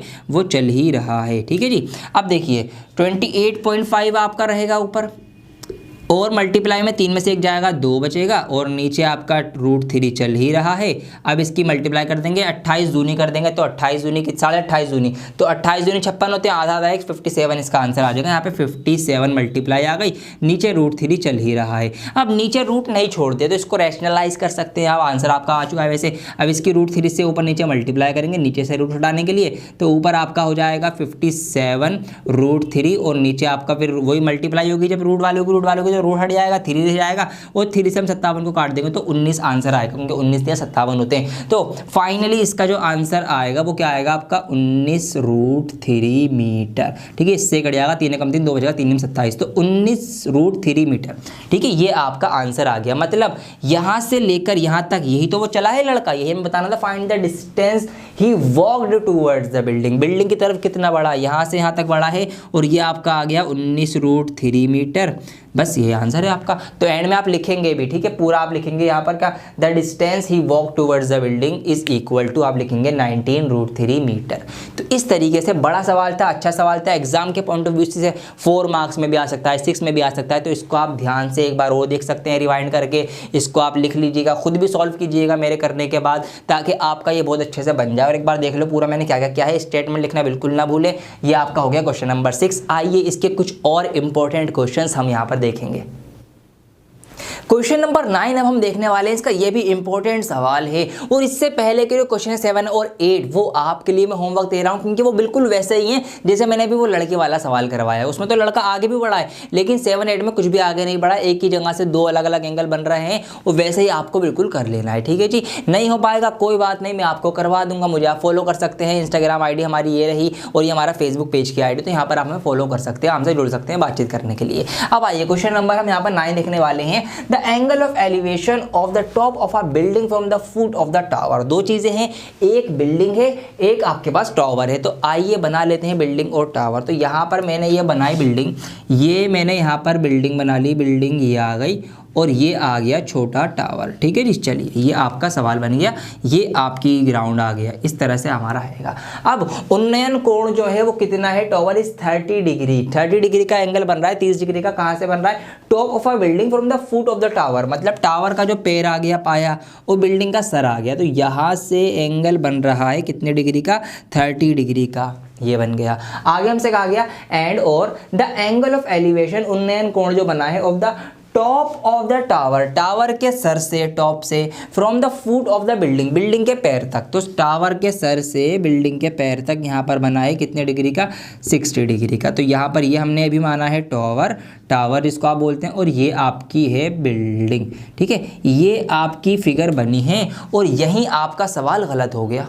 जी हाँ दोस्तों, सवाल गलत हो जाएगा अगर आपने ये फिगर बना दी। क्यों गलत हो जाएगा, अभी आपको बताता हूँ। जानबूझ के मैंने ये फिगर बनाई है, आपका एक बहुत अच्छा कॉन्सेप्ट क्लियर करना चाहता हूँ मैं, इस वजह से। तो बहुत ध्यान से आप समझना जो मैं आपको बताने वाला हूँ। देखिए ये फिगर गलत बनी है। आप कहेंगे सर हो ही नहीं सकता, सही तो है भाई। ये बिल्डिंग आ गई, बड़ी बिल्डिंग बड़ी लंबी होती है, टावर छोटे छोटे खंभे होते हैं, टावर होता है। यहाँ पर हमसे जो जो कहा गया हमने वैसे वैसे एंगल बना दिया, लेकिन गलत है ये। क्यों गलत है, अभी आपको बताता हूँ। देखिए यहाँ पर क्या हो रहा है, बिल्डिंग के जो सर से टावर के पैर तक जो एंगल बन रहा है वो बन रहा है 30 डिग्री का, हमने जो बनाया अभी पढ़ के। और टावर से अगर हमने बनाया यहाँ पर बन रहा है 60 डिग्री का, लेकिन यहीं से हमने गलती पकड़ ली। देखिए गलती क्या है, अब आपको कॉन्सेप्ट सिखाता हूँ। गलती दोस्तों ये है कि देखिए ये हमारा ग्राउंड है या ये एक लाइन है, अगर हम इसके ऊपर कोई भी एंगल बनाएंगे तो एंगल देखिए जितनी यहाँ पर ये हाइट कम होगी उतना ही बारीक यहाँ एंगल बनेगा। समझ में आ रही है बात भाई, ये लाइन जितनी छोटी होगी यहाँ से अगर हम एंगल बनाएंगे तो उतना ही छोटा बनेगा। ठीक है, और ये लाइन जितनी लंबी होगी उतना ही ये एंगल यहाँ पर बड़ा होता चला जाएगा। जितनी ऊंची ये लाइन जाएगी और बड़ा एंगल होता चला जाएगा। तो हम क्या समझे, हम ये समझे कि यहाँ पर अगर 60 डिग्री का एंगल बना है, यहाँ पे 30 का, यहाँ 60 का है, मतलब अगर यहाँ 60 का एंगल है तो इसके सामने वाली चीज़ लंबी होगी। समझ में आई बात, मतलब सामने क्या है, टावर है, टावर लंबा होगा और बिल्डिंग से एंगल बन रहा है 30 डिग्री का, बिल्डिंग छोटी होगी। क्यों, क्योंकि देखिए सेम ग्राउंड है। 30 डिग्री का एंगल कब बनेगा कि भाई जब सामने वाली चीज़ छोटी होगी, जब 30 का बनेगा। और 60 का कब बनेगा, 60 का एंगल 30 का डबल होता है। जब मैं 30 का डबल इतना ही और यहाँ कर दूंगा तो यहाँ पे एंगल ये जाएगा। तो इसका मतलब क्या है कि अगर सामने एंगल यहाँ 60 डिग्री का बनाए तो इसके सामने वाली चीज़ बड़ी है, तो 60 का यहाँ बनाए तो इसके सामने टावर है तो टावर बड़ा होगा। ठीक है, बिल्डिंग 30 डिग्री का एंगल बना रही है तो बिल्डिंग 30 के सामने वाली चीज़ छोटी है, 30 के सामने वाली चीज़ छोटी है तो बिल्डिंग छोटी है, टावर बड़ा है। ठीक है, ये कॉन्सेप्ट मैं आपका क्लियर करना चाह रहा था। उम्मीद करता हूँ आपको समझ में आ गया होगा। तो वीडियो को लाइक कर देना अगर अभी तक आपने लाइक नहीं की होगी। तो हम यहाँ पर फिगर असली वाली अच्छी वाली फिगर बनाएंगे। ठीक है, तो मैं इसको थोड़ा सा हटा देता हूँ यहाँ से। आई होप कि आपको क्लियर हो गया होगा कि क्या यहाँ पर आप गलती कर सकते थे। तो मैंने वो गलती जानबूझ के करके आपका कॉन्सेप्ट बहुत अच्छे से क्लियर कर दिया है। बिकॉज हमेशा की तरह आप हमसे यही सीखते हैं कि कॉन्सेप्ट इज पावर। अब बनाएंगे हम अपनी असली फिगर। तो बिल्डिंग जो है वो छोटी बनेगी। अब यहाँ पर टावर आपका ये आ गया बड़ा सा, ये आपका ग्राउंड है, ये आपकी बिल्डिंग है छोटी सी। बिल्डिंग के सामने से एंगल बन रहा है 30 डिग्री का, टावर के सामने से एंगल बन रहा है 60 डिग्री का। ठीक है, ये आपके फिगर आ गई। आप चाहे तो बिल्डिंग उधर बना सकते हैं, टावर इधर बना सकते हैं, कोई इशू नहीं है इस बात का। ठीक है, फिगर ऐसे ऐसे हो सकती है लेकिन बिल्डिंग छोटी ही रहेगी। तो यहाँ पर मैं लिख भी देता हूँ, ये है आपकी बिल्डिंग। ठीक है जी, और ये है आपका टावर। टावर इधर बना लो, बिल्डिंग उधर बना लो, इसमें कोई दिक्कत नहीं है, वो सही है, लेकिन टावर बड़ा ही बनाना है।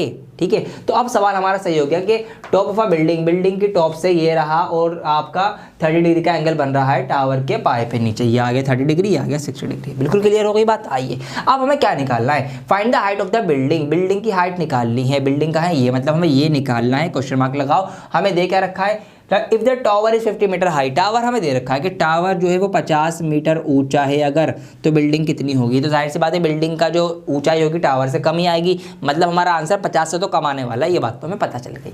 आइए अब करते हैं। देखिए हमें बिल्डिंग की हाइट के लिए कैसे कैसे जाना पड़ेगा, हमें ऐसे ऐसे जाना पड़ेगा। हमें ये पता है इससे हम बेस निकाल लें, बेस दोनों का सेम है, फिर उस बेस से हम इसकी हाइट निकाल लेंगे, तो इससे ये निकलेगा, इससे ये निकलेगा, ये रास्ता मिल गया हमें जाने का। तो इससे ये निकलेगा, मतलब परपेंडिकुलर से बेस निकालना है, मतलब P अपॉन B खेलना है, वही tan थीटा खेलना है। तो आइए खेलते हैं फटाफट। तो अब मैं ट्राइंगल के आप नाम दे सकते हैं यहाँ पर, इसका नाम दे देंगे हम, ये हो जाएगा ABC और इस पॉइंट का नाम हो गया D। तो ट्राइंगल ABC में अभी हम खेल रहे हैं। यहाँ पर आप लिख भी देंगे सारी स्टेटमेंट लिखने के बाद, इन ट्राइंगल ABC हम लगाएंगे tan theta is equal to जो होता है P अपॉन B। आप यहाँ साइडों के नाम लिखेंगे, ठीक है। P अपॉन B का मतलब हो गया AB अपॉन BC, इस तरीके से आप लिखेंगे, ठीक है। यहाँ पर आपका ही लिखना ज़रूरी है AB अपॉन BC, ताकि एग्जामिनर को पता चले कि क्या है ये P और B, कौन कौन सी साइड है। तो यहाँ पर आप साइड भी लिखेंगे। तो tan हमारा है, अब देखिए कौन से ट्राइंगल की बात हो रही है ये ध्यान रखेंगे आप। अभी हम इस ट्राइंगल की बात कर रहे हैं, इस ट्राइंगल की। तो एंगल हम 60 डिग्री लेंगे, क्योंकि परपेंडिकुलर के सामने वाला एंगल होता है, ठीक है। ये बात ध्यान रखेंगे। तो एंगल यहाँ पर 30 नहीं 60 लेना, कहीं आप 30 लेके गलत कर लो सवाल। परपेंडिकुलर हमारा 50 है, बेस हमारा हमें निकालना है। अब यहाँ पर हम क्या करेंगे, tan 60 की वैल्यू रखेंगे। आपको बहुत अच्छे से पता है कितनी थी, √3 थी। यहाँ पर हमने 50 रखा, यहाँ पर b रखा, क्रॉस मल्टीप्लाई करेंगे तो b की वैल्यू आपकी 50/√3 निकल के आ जाएगी, ठीक है। यहाँ पर इस तरह से आपका ये हो गया। तो बेस आपका निकल के आ गया 50 अपॉन √3 मीटर। अब जब हमारा ये बेस हमें पता लग गया, अब इससे ये निकाल लो, मतलब हमें बेस पता है, हमें अब इधर वाले का परपेंडिकुलर निकालना। तो फिर दोबारा से ही वो P अपॉन B या B अपॉन P, tan या कोड कुछ भी ले लो, दोनों से आंसर आएगा, बता रखा है मैंने आपको ये। तो दोबारा से हम क्या लेंगे अब, इन ट्राइंगल, अब कौन से में, BCD, इस छोटे वाले में अब हम खेल रहे हैं। इन ट्राइंगल BCD में दोबारा से हमने tan थीटा लगाया, जो कि होता है P अपॉन B, और इसमें परपेंडिकुलर है आपका CD, लिखना चाहो लिख देना, बेस है आपका BC। अब tan थीटा यहाँ पर आएगा 30 डिग्री, क्योंकि परपेंडिकुलर के सामने एंगल बनता है। यहाँ पर ये आ गया, परपेंडिकुलर हमें इसका निकालना है, बेस हमें इसका पता है, जो हमने यहाँ से निकाल लिया है 50/√3, ये आपका आ गया बेस। tan 30 की वैल्यू कितनी होती है, 1/√3 होता है। और P अपॉन, थोड़ा सा नीचे लिखता हूँ मैं, कहीं आप कंफ्यूज हो जाए, tan 30 की वैल्यू होती है आपकी 1/√3 और P आ गया आपका। अब देखिए नीचे इसके अपॉन है, 50 जो है अपॉन में, और 50 के अपॉन में भी √3 है। तो जब बटे की बटा होती है तो नीचे वाली बटा ऊपर चली जाती है, क्योंकि बाहर वालों की मल्टीप्लाई होती है। तो ये जो √3 है ना, ये नीचे से उठकर ऊपर यहाँ पे P के साथ मल्टीप्लाई में आ जाएगा। समझ में आ गई बात, इस तरह से आपका ये हो गया। अब हम यहाँ पर करेंगे तो ये आपका हो गया है √3P। अब देखिए इधर है आपका 1/√3, इधर है आपका √3P, इधर है आपका 50, क्रॉस मल्टीप्लाई करेंगे तो √3 की √3 में होगी, और P साथ में मल्टीप्लाई में, तो इनका तो रूट हट जाएगा, तो ये हो जाएगा 3P, और 50 की 1 में होगी तो 50 से कम 50 होते हैं। यहाँ से आपकी P की वैल्यू निकल के आ जाएगी 50/3। इसको आप आगे भी डिवाइड करना चाहें कर सकते हैं, तो ये आ जाएगी 16 3 48 होते हैं, 2 बचेगा, 16 सही 2/3 मीटर। ये आपकी आ गई ये परपेंडिकुलर निकल के, मतलब हाइट ऑफ द बिल्डिंग, ठीक है। Height of the building, building की हाइट है तो निकालनी थी हमें। Height of the building is equal to 16/2/3 metre. ये आपको लिखना है, ठीक है। जो भी हमसे पूछा जाएगा वो लिखना होता है। तो 16 सही 2/3 मीटर की वो बिल्डिंग निकल के आई है। इस तरीके से देखिए क्वेश्चन को समझने में भी मज़ा आएगा, करने में भी मज़ा आएगा, और आंसर लाने में भी मज़ा आएगा, अगर आपके कॉन्सेप्ट क्लियर है। तो यहाँ पर देखिए सवाल बहुत अच्छा सा, एक बहुत प्यारा कॉन्सेप्ट मैंने सवाल के जरिए आपको समझाया है अलग से, कि क्या छोटा बड़ा हमें किस तरह से एज्यूम करना है। तो ये हमारा पूरा सवाल आ चुका है। बार बार सही सब में वही चीज़ें हो रही हैं जो हम करते आ रहे हैं। बहुत सारे सवाल हमने कर लिए हैं, लेकिन अभी हम हार नहीं मानने वाले। अभी क्वेश्चन नंबर 9 हुआ है, इसके कुछ और इंपॉर्टेंट और लंबे लंबे सवाल अब आने वाले हैं। आइए उसमें से कोई सा एक सवाल अब हम करेंगे। आइए दोस्तों क्वेश्चन नंबर 10 देखते हैं। इसको बहुत ध्यान से समझना, क्योंकि इससे अगला क्वेश्चन ही आपको मैं होमवर्क देने वाला हूं जो इसी की तरह है। तो यहाँ पर सवाल हम पढ़ेंगे, 2 poles of equal heights are standing opposite each other. 2 खंबे हैं, बराबर ऊंचाइयों के हैं, एक दूसरे के सामने खड़े हुए हैं। तो आइए इतना काम हम कर लेते हैं। तो हम 2 खंबे बनाएंगे बराबर ऊंचाइयों के, एक मैंने ये बनाया और दूसरा मैंने ये बनाया, बराबर खड़े हुए हैं, ज़मीन के ऊपर खड़े हैं। ये रही ज़मीन आ गई, हमारा ग्राउंड आ गया, ये आपका इसका। अब आगे का आगे आ गया है either side of the road, ठीक है, रोड के दोनों किनारों पर है, विच इज 80 मीटर वाइड, जो कि 80 मीटर चौड़ा है, मतलब वो रोड 80 मीटर चौड़ा है। तो ये जो रोड हमने बनाया है बीच में ग्राउंड, ये पूरा है आपका 80 मीटर चौड़ा। ठीक है जी, इतनी बात समझ में आ गई हमें।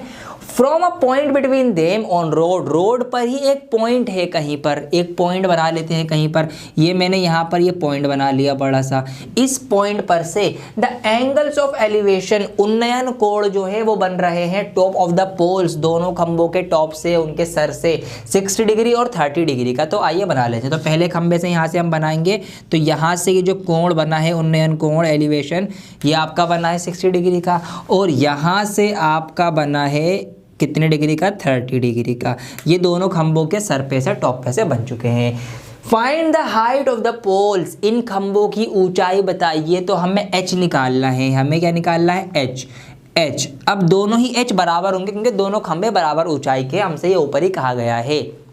और क्या बताना है हमें, and the distances of the points from the poles, और हमें इस पॉइंट से इन दोनों खंभों का डिस्टेंस भी बताना है। मतलब हमें ये बताना है कि यहाँ से यहाँ तक का इतना डिस्टेंस ये कितना है, और फिर यहाँ से लेकर यहाँ तक का इस वाले पोल का, इस वाले खंभे का भी हमें डिस्टेंस बताना है इस पॉइंट से, तो हमें ये भी बताना है कितना है। ठीक है जी, ये अलग अलग बताना है।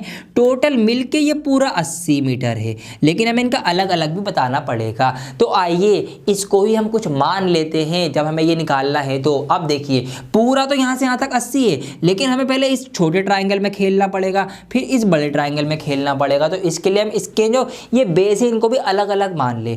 अगर मैं इसको मान लूँ x मीटर, इस वाले को यहाँ से लेकर यहाँ तक के को मैंने मान लिया x मीटर, तो फिर ये बचा हुआ कितना होगा, ये बचा हुआ होगा भाई, टोटल 80 था, तो 80 में से ये वाला x माइनस होके जो बचेगा वो ये होगा। तो ये फिर यहाँ से लेकर यहाँ तक का ये हो जाएगा 80 minus x।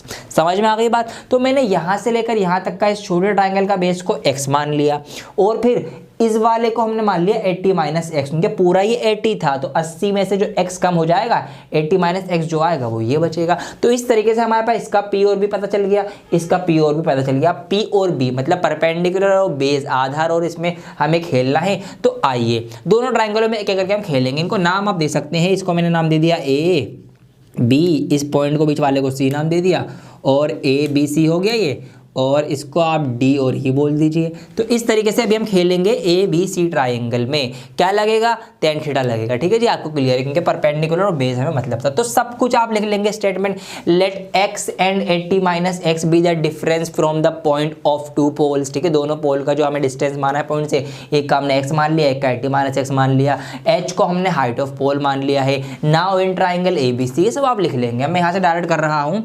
In triangle A B C triangle में हमने लगाया जी tan थीटा, जो होता है p अपॉन बी। tan कितने डिग्री है इसमें, 60 डिग्री है। परपेंडिकुलर की जगह h है, बेस कितना माना हमने, x माना। tan 60 होता है आपका √3, तो यहाँ पर h इंटू अपॉन एक्स हो जाएगा।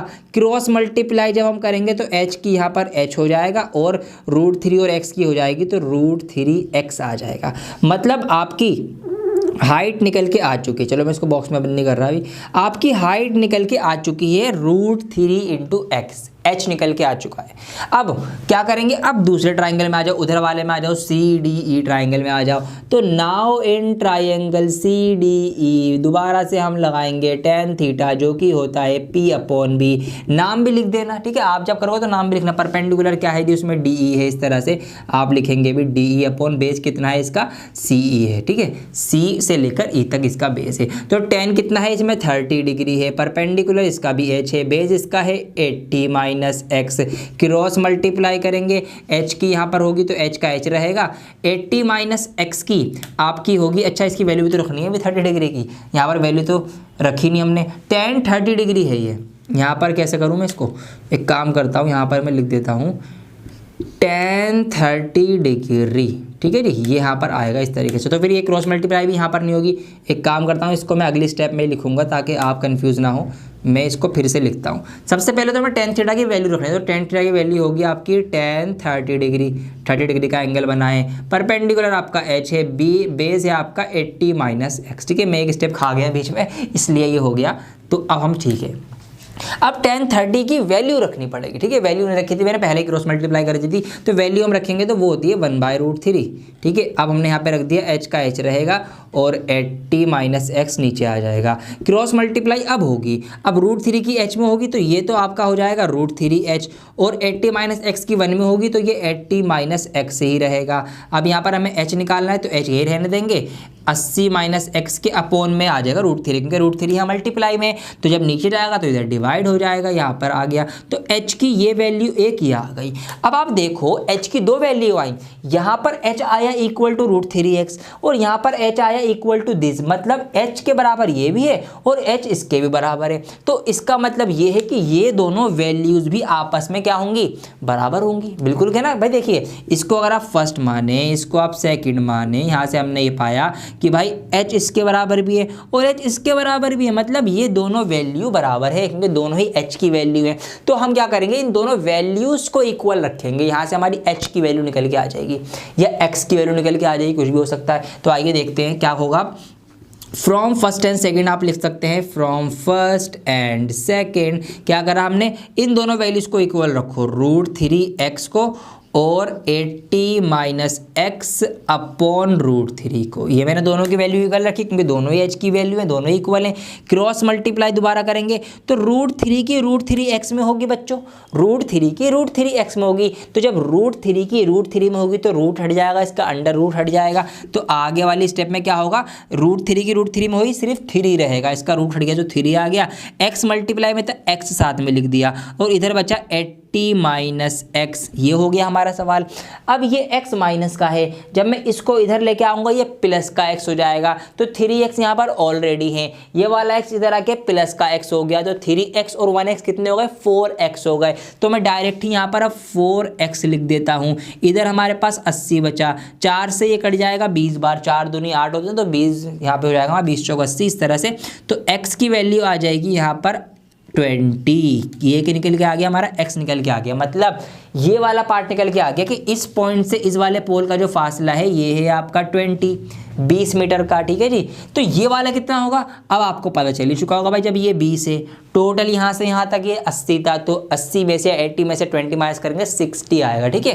तो जब हम 80 में से 20 माइनस कर देंगे यहाँ पर तो आपका 60 आ जाएगा, 60 मीटर। तो यहाँ से यहाँ तक का ये जो CE है ये 60 मीटर है और ये जो BC है ये आपका 20 मीटर है। तो पॉइंट से दोनों पोल की जो दूरी है, डिस्टेंस, ये तो आ गया, लेकिन अभी पोल की ऊंचाई नहीं आई, ऊंचाई भी तो निकालनी पड़ेगी। तो आइए अब हाइट कैसे निकालेंगे वो आपको बता देता हूँ। देखिए बहुत सिंपल है, हमें x की वैल्यू पता चल गई, अब 20 है, अब या तो वो वैल्यू आप यहाँ रख दो या यहाँ रख दो, आपका आंसर आ जाएगा। तो ये थोड़ा छोटा है, यहाँ रख देंगे हम, आसान हो जाएगा हमारे लिए। तो हम क्या करेंगे भाई, हम ये करेंगे, हमें निकालनी है h की वैल्यू।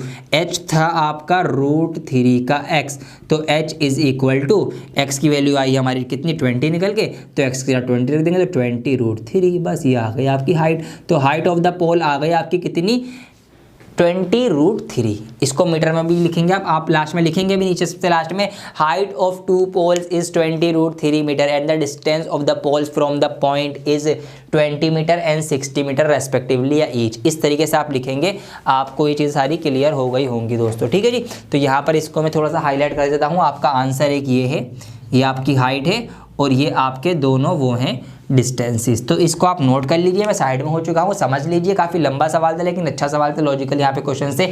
इससे अगला सवाल इसी की तरह है, उसमें भी आपकी एक फिगर बन रही है और उसमें भी इसी तरीके से आपको निकालना है। तो एक को आप x मानेंगे, दूसरे को बाकी में से माइनस करके मान लेंगे, वो आपसे हो जाएगा। मैं उम्मीद करता हूँ आपसे हो जाना भी चाहिए। कमेंट करके बताते रहना मुझे क्या क्या हो रहा है, आपसे क्या क्या नहीं हो रहा है, ठीक है जी, बिल्कुल। अब आइए कुछ और इसके सवाल करेंगे हम। क्वेश्चन नंबर 12 हम यहाँ पर करेंगे जिसके अंदर एंगल ऑफ डिप्रेशन भी है, जो हमने कॉन्सेप्ट में पढ़ा था। अब इसका पहला सवाल है जिसके अंदर ये एंगल है, तो इसको ध्यान से देखिएगा, बने रहिए मेरे साथ, जुड़े रहिए, वीडियो देखते रहिए। एंगल ऑफ डिप्रेशन, इसको हिंदी में अवनमन कोण आप कहते हैं। क्या है सवाल, आइए देखते हैं। क्वेश्चन है, from the top of a 7 metre building, एक 7 मीटर की बिल्डिंग है, 7 मीटर ऊंची बिल्डिंग है। आइए बना लेते हैं एक बिल्डिंग, यहाँ पर हम ड्रॉ करेंगे। ये मैंने एक बिल्डिंग बना ली 7 मीटर की, ठीक है जी, ये आ गई।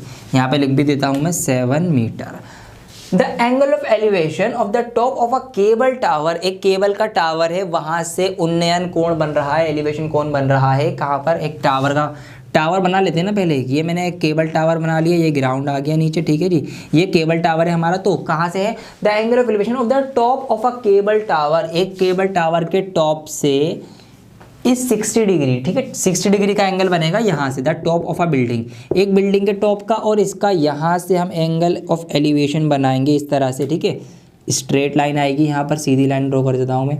तो यहाँ पर आपका 60 डिग्री का एंगल बन रहा है, ठीक है, एक बिल्डिंग के टॉप से एक केबल टावर के टॉप पर। अब आगे कहा गया हमसे, and the angle of depression, अवनमन कोण जो है वो बन रहा है ऑफ इट्स फुट, ठीक है, इसके पैर पर, यहाँ पर केबल टावर के पैर पर यहाँ पर नीचे जाएगा। तो ये हमारा हॉरिजॉन्टल हो गया, जिसको हम क्षैतिज स्तर बोलते हैं। तो यहाँ से हॉरिजॉन्टल से नीचे बनेगा आपका एंगल ऑफ डिप्रेशन, जो कि है कितना, 45 डिग्री का। तो इस तरीके से यहाँ से एक एंगल ऊपर गया, एक एंगल नीचे, एंगल ऑफ डिप्रेशन आया इसके पैरों तक 45 degree. Find the, determine the height of the tower, इस टावर की, जो केबल टावर है यहाँ से यहाँ तक का, इसकी हमें ऊंचाई, हाइट बतानी है।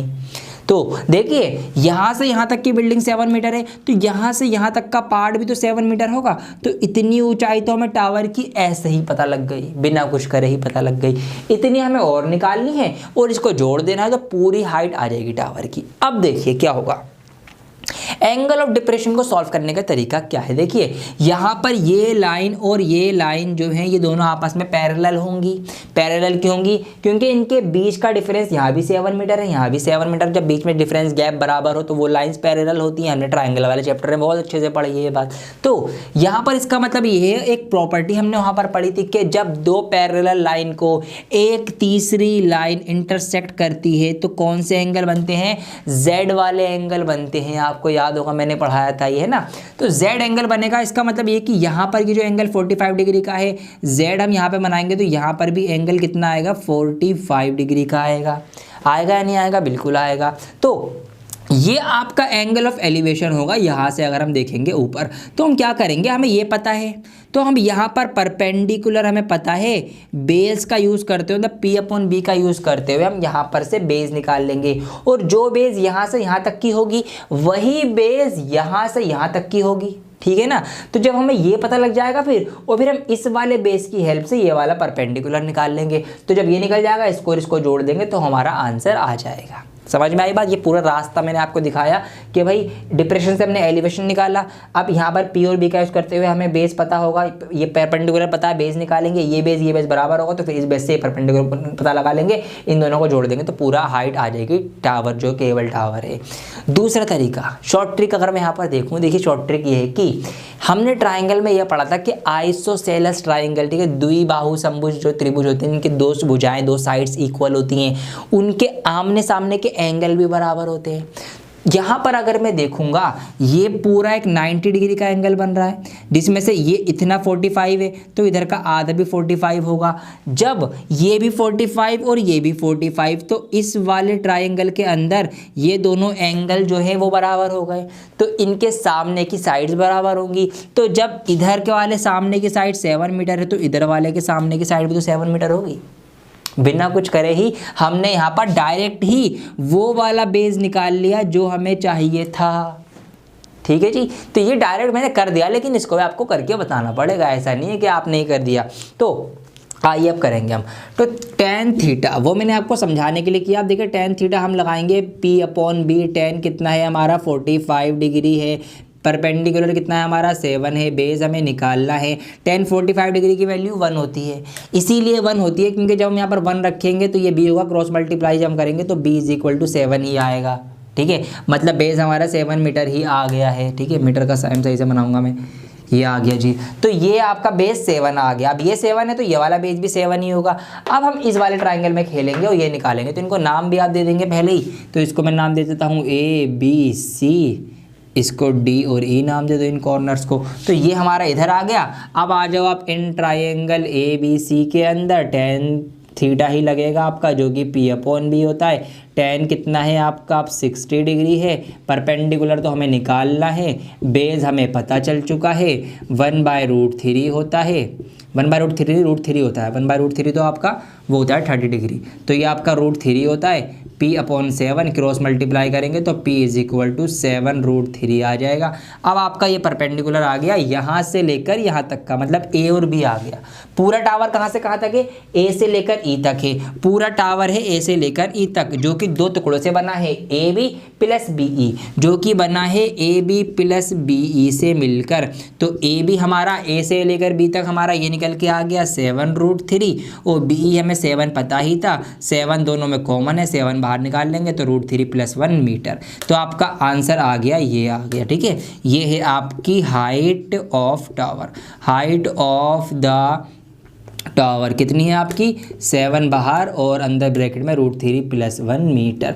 तो इस तरीके से अब मुझे मज़ा नहीं आ रहा सवाल कराने में, बिल्कुल मज़ा नहीं आ रहा मुझे, क्योंकि वही चीज़ें हो जा रही हैं। बार बार एक ट्राइंगल आ रहा है, उसमें एक हमें पता है, दूसरा हमें निकालना पड़ रहा है, 10 की कुछ वैल्यूज़ रखनी पड़ रही हैं और आंसर लेना पड़ रहा है। मैं तो बोर हो गया हूँ भाई, सच बताऊँ तो। कुछ मज़ेदार आए तो मज़ा आए, कुछ अलग सा कुछ करने को मिले, मुझे भी आपको भी कुछ नया सिखाने को मिले, क्योंकि ये तो बिल्कुल यूज टू हो चुका हूँ मैं, आप भी इसके यूज टू, इसके आदी हो चुके होंगे। इतने सवाल हमने कर लिए हैं, तो फटाफट इसको नोट कर लीजिए। अब अगले सवाल में हम कुछ और भारी भरकम सी कुछ नई चीज देखेंगे। क्वेश्चन नंबर 15 ऑफ एक्सरसाइज 9.1, ये है ना कुछ बढ़िया सवाल, अब आएगा मजा करने में मुझे। यहाँ पर सवाल है कि a straight highway leads to the foot of a tower. मैं आपको सवाल समझा देता हूँ क्या है, देखिए समझिए। यहाँ पर सवाल है कि एक टावर खड़ा हुआ है रोड के किनारे, एक टावर खड़ा हुआ है एक रोड के किनारे। ये आपका एक रोड है, कोई एक टावर खड़ा हुआ है। क्या हो रहा है आगे ये हो रहा है, एक आदमी जो है इस टावर की यहाँ छत पे खड़ा हुआ है। ये मैंने आदमी बना दिया, ये आदमी खड़ा हुआ है इस टावर की छत के ऊपर, जो कि एक आती हुई कार को देख रहा है। एक कार आ रही है, यहाँ पर से एक कार आ रही है, ये मैंने यहाँ पे एक कार बना दी, ठीक है जी। ये एक कार आ रही है, ये हेडलाइट, ये पीछे का उसका साइलेंसर में से धुआं निकलता हुआ, ये कार आ रही है, ठीक। अब क्या होता है, ये आदमी यहाँ से अपनी आंखों से इस कार को देख रहा है, तो यहाँ पर एंगल ऑफ डिप्रेशन बन रहा है, अवनमन कोण बन रहा है। तो यहाँ से बनेगा वो कुछ लाइन यहाँ से इस तरह से ड्रॉ होगी सीधी, तो यहाँ पर 30 डिग्री का एक एंगल ऑफ डिप्रेशन बनता है नीचे देखने में, ठीक है जी।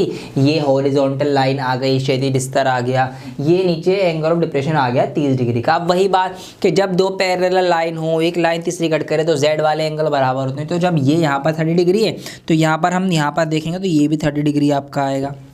इतनी बात समझ में आई।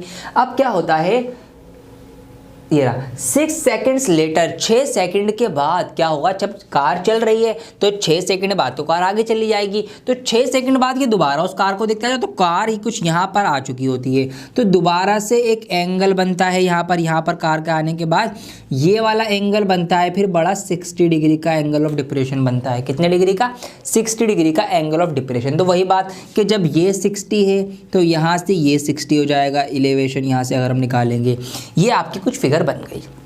सवाल क्या पूछा है हमसे, सवाल ये पूछा है कि फाइंड द टाइम, टाइम निकालो, हाइट और डिस्टेंस गया, अब ठीक है, लंबाई ऊंचाई गई, अब टाइम आ गया, अब आएगा मजा करने में। Find the time taken by the car to reach the foot of the tower. Tower के पैर तक, मतलब यहाँ तक पहुँचने में कार को कितना टाइम लगेगा, फ्रॉम दिस पॉइंट, इस पॉइंट से। तो इस वाले पॉइंट से यहाँ तक कार 6 सेकंड में चल के आ गई। अब यहाँ से आगे यहाँ तक जाने में उसको कितने सेकंड्स लगेंगे, ये हमको बताना है। तो ये है एक बढ़िया सवाल, एग्जाम में आने के पूरे चांसेस है, 6 मार्क्स के अंदर आ सकता है, अगर आया तो देखते रहिए मेरे साथ। अब क्या करेंगे, यहाँ पर पूरी स्टोरी समझ में आ गई ना आपके। भाई एक आदमी था, कार थी, कार आगे बढ़ी, 6 सेकंड बाद यहाँ देखा 60 का एंगल बना, अब यहाँ से यहाँ तक आने में कितना टाइम लगेगा ये बताना है। तो टाइम की जब भी बात आएगी, एक फॉर्मूला हमें हमेशा याद रखना है टाइम वाला। क्या फॉर्मूला होता है, छोटा सा फॉर्मूला होता है कि डिस्टेंस बराबर जो होता है, डिस्टेंस बराबर होता है वो आपका होता है, किसके बराबर होता है, आपका स्पीड इनटू टाइम होता है, स्पीड इनटू टाइम। कभी भी आपको डिस्टेंस निकालना हो तो कोई चीज़ कितनी तेज़ी से गई और कितने देर में वो डिस्टेंस कवर किया, उनकी मल्टीप्लाई कर देंगे तो वो डिस्टेंस निकल के आ जाएगा। ये फॉर्मूला होता है। अब क्या करेंगे हम, देखिए यहाँ पर अगर हम यहाँ से यहाँ तक का डिस्टेंस निकालें कि यहाँ से यहाँ तक का फासला कितना है, यहाँ का हमें सिर्फ टाइम पता है कि 6 सेकंड में गई, फासला कितना है, कितनी दूरी है, तो हम क्या करेंगे, इसके टाइम की और स्पीड की मल्टीप्लाई करेंगे, गुणा करेंगे। तो यहाँ पर हमें टाइम तो दे रखा है कि 6 सेकंड, लेकिन हमें स्पीड नहीं पता, तो हम स्पीड को कुछ मान लेंगे। हम स्पीड को कुछ भी मान सकते हैं। मैंने यहाँ पर x मान लिया, लेट द स्पीड x, ठीक है, let the speed of the car x, आप पूरा लिखेंगे, ठीक है। x मीटर यहाँ पर मैंने मान लिया, x मीटर पर सेकंड के हर एक सेकंड में इतने इतने मीटर जो है वो कार बढ़ रही है। तो अगर मैं यहाँ पर फॉर्मूला लगाऊं, अब यहाँ पर यहाँ से यहाँ तक का डिस्टेंस निकालने के लिए, तो फॉर्मूला क्या है आपका, distance is equal to speed upon into time, distance is equal to speed into time. अगर मैं यहाँ से यहाँ तक का डिस्टेंस निकालूं तो स्पीड मैंने कितनी मानी, x मानी, टाइम कितना लगा, 6 सेकंड लगे, तो यहाँ से आ गया ये 6x डिस्टेंस निकल के। कितना डिस्टेंस आया, 6x डिस्टेंस आ गया। मतलब यहाँ से लेकर यहाँ तक जो कार चली गई है ये 6x डिस्टेंस है, मतलब यहाँ से यहाँ तक की दूरी जो है वो 6x है। इतनी बात समझ में आ गई, ठीक है। लेकिन हमें यहाँ से यहाँ तक की दूरी निकालनी है भाई। अब ये कैसे निकालेंगे, सेम फॉर्मूला लगाएंगे, distance is equal to speed into time होता है। अब देखिए बात, हमने स्पीड को क्या माना, स्पीड को हमने x माना, तो स्पीड की जगह h की जगह हम x रखेंगे। टाइम को हमने क्या माना, अब टाइम भी नहीं पता हमें यहाँ तो कितनी देर में आई, वो तो निकालना है इनफैक्ट, तो उसको हम t मान लेंगे। टाइम है तो टाइम का t मान लेंगे हम, तो यहाँ पर x इंटू टी हो जाएगा xt। मतलब यहाँ से लेकर यहाँ तक का फासला, यहाँ से लेकर यहाँ तक का ये जो दूरी है ये वाली, ये xt है, xt यूनिट है, xt मीटर है, ऐसे मान सकते हैं आप, ठीक है जी। तो ये xt हो गया, 6x हो गया। तो हमें यहाँ से यहाँ तक का भी फासला पता है, यहाँ से यहाँ तक का भी फासला पता है, और ये पूरा भी पता है कि इन दोनों को अगर हम जोड़ देंगे तो ये पूरा बन जाएगा। अब होगा खेल शुरू, वही अपना ट्राइंगल वाला खेल शुरू कर दो। तो पहले बड़ा ट्राइंगल ले लो, छोटा ले लो, कोई सा भी आप ले लो। तो हम क्या करेंगे, हम यहाँ पर एक ट्राइंगल से ये निकालेंगे, फिर उससे ये निकालेंगे, इस तरह से हमारा आंसर निकल के आना है। चाहे हमें हाइट भी नहीं पता टावर की, तो उसको भी आप h मान लेंगे, let the height of the tower h। अब क्या करेंगे, पहले मैं बड़े ट्राइंगल में खेलना शुरू कर रहा हूँ, जिसका एंगल जो है वो 30 डिग्री। आप सारे नाम दे देंगे इसको, ABCD जो आपको देना हो दे देना। अब मैं डायरेक्ट करता हूँ यहाँ पे थोड़ा सा, tan theta is equal to होता है P अपॉन B। मैं ले रहा हूँ बड़ा वाला ट्राइंगल, जिसके अंदर 30 डिग्री वाला एंगल बन रहा है, ये वाला, ठीक है, ये पूरा बड़ा वाला। ABD ABC कुछ भी नाम दे देना इसको आप। परपेंडिकुलर इसका क्या है भाई, खड़ी साइड क्या है, वो तो h है, हमें नहीं पता, h हमने दे रखी है तो यहाँ पे h आ जाएगा। इसका बेस क्या है, आधार क्या है, देखिए बड़े ट्राइंगल का यहाँ से लेकर यहाँ तक पूरा है, मतलब 6x ये वाला भी है और xt ये वाला भी है, मतलब 6x प्लस xt। तो ये पूरा ही इसका बेस होगा 6x प्लस xt। समझ में आ रही है बात बच्चों, यहाँ से लेकर यहाँ तक पूरा है, तो 6x प्लस xt ये पूरा ही इसका बेस है बड़े ट्राइंगल का। ये मैंने पूरा का पूरा लिख दिया। tan 30 की वैल्यू 1/√3 होती है, is equal to h upon. अच्छा यहाँ पर देखिए दोनों में x आ रहा है, तो मैं x को कॉमन लेके बाहर लिख सकता हूँ अलग, तो मैंने x को अलग लिख दिया और ब्रैकेट में रह गया फिर 6 प्लस t। ये इस तरह से थोड़ा सा मॉडिफाई हो गया। क्रॉस मल्टीप्लाई करेंगे, h की इसमें यहाँ पे हो जाएगी √3 की, तो √3h एक तरफ आ जाएगा और x ब्रैकेट में 6 प्लस t जो है इसकी 1 से होगी, तो ये एज इट इज़ रहेगा, ठीक है जी।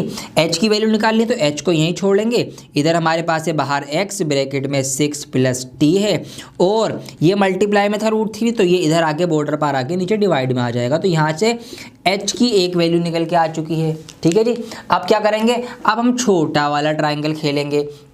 आ जाओ इस वाले छोटे वाले ट्राइंगल में, इसमें कितना एंगल है, 60 डिग्री है, और P और B से हमें मतलब है, तो हम दोबारा से क्या लगाएंगे, हम दोबारा से वही लगाएंगे, tan थीटा बराबर P अपॉन B होता है।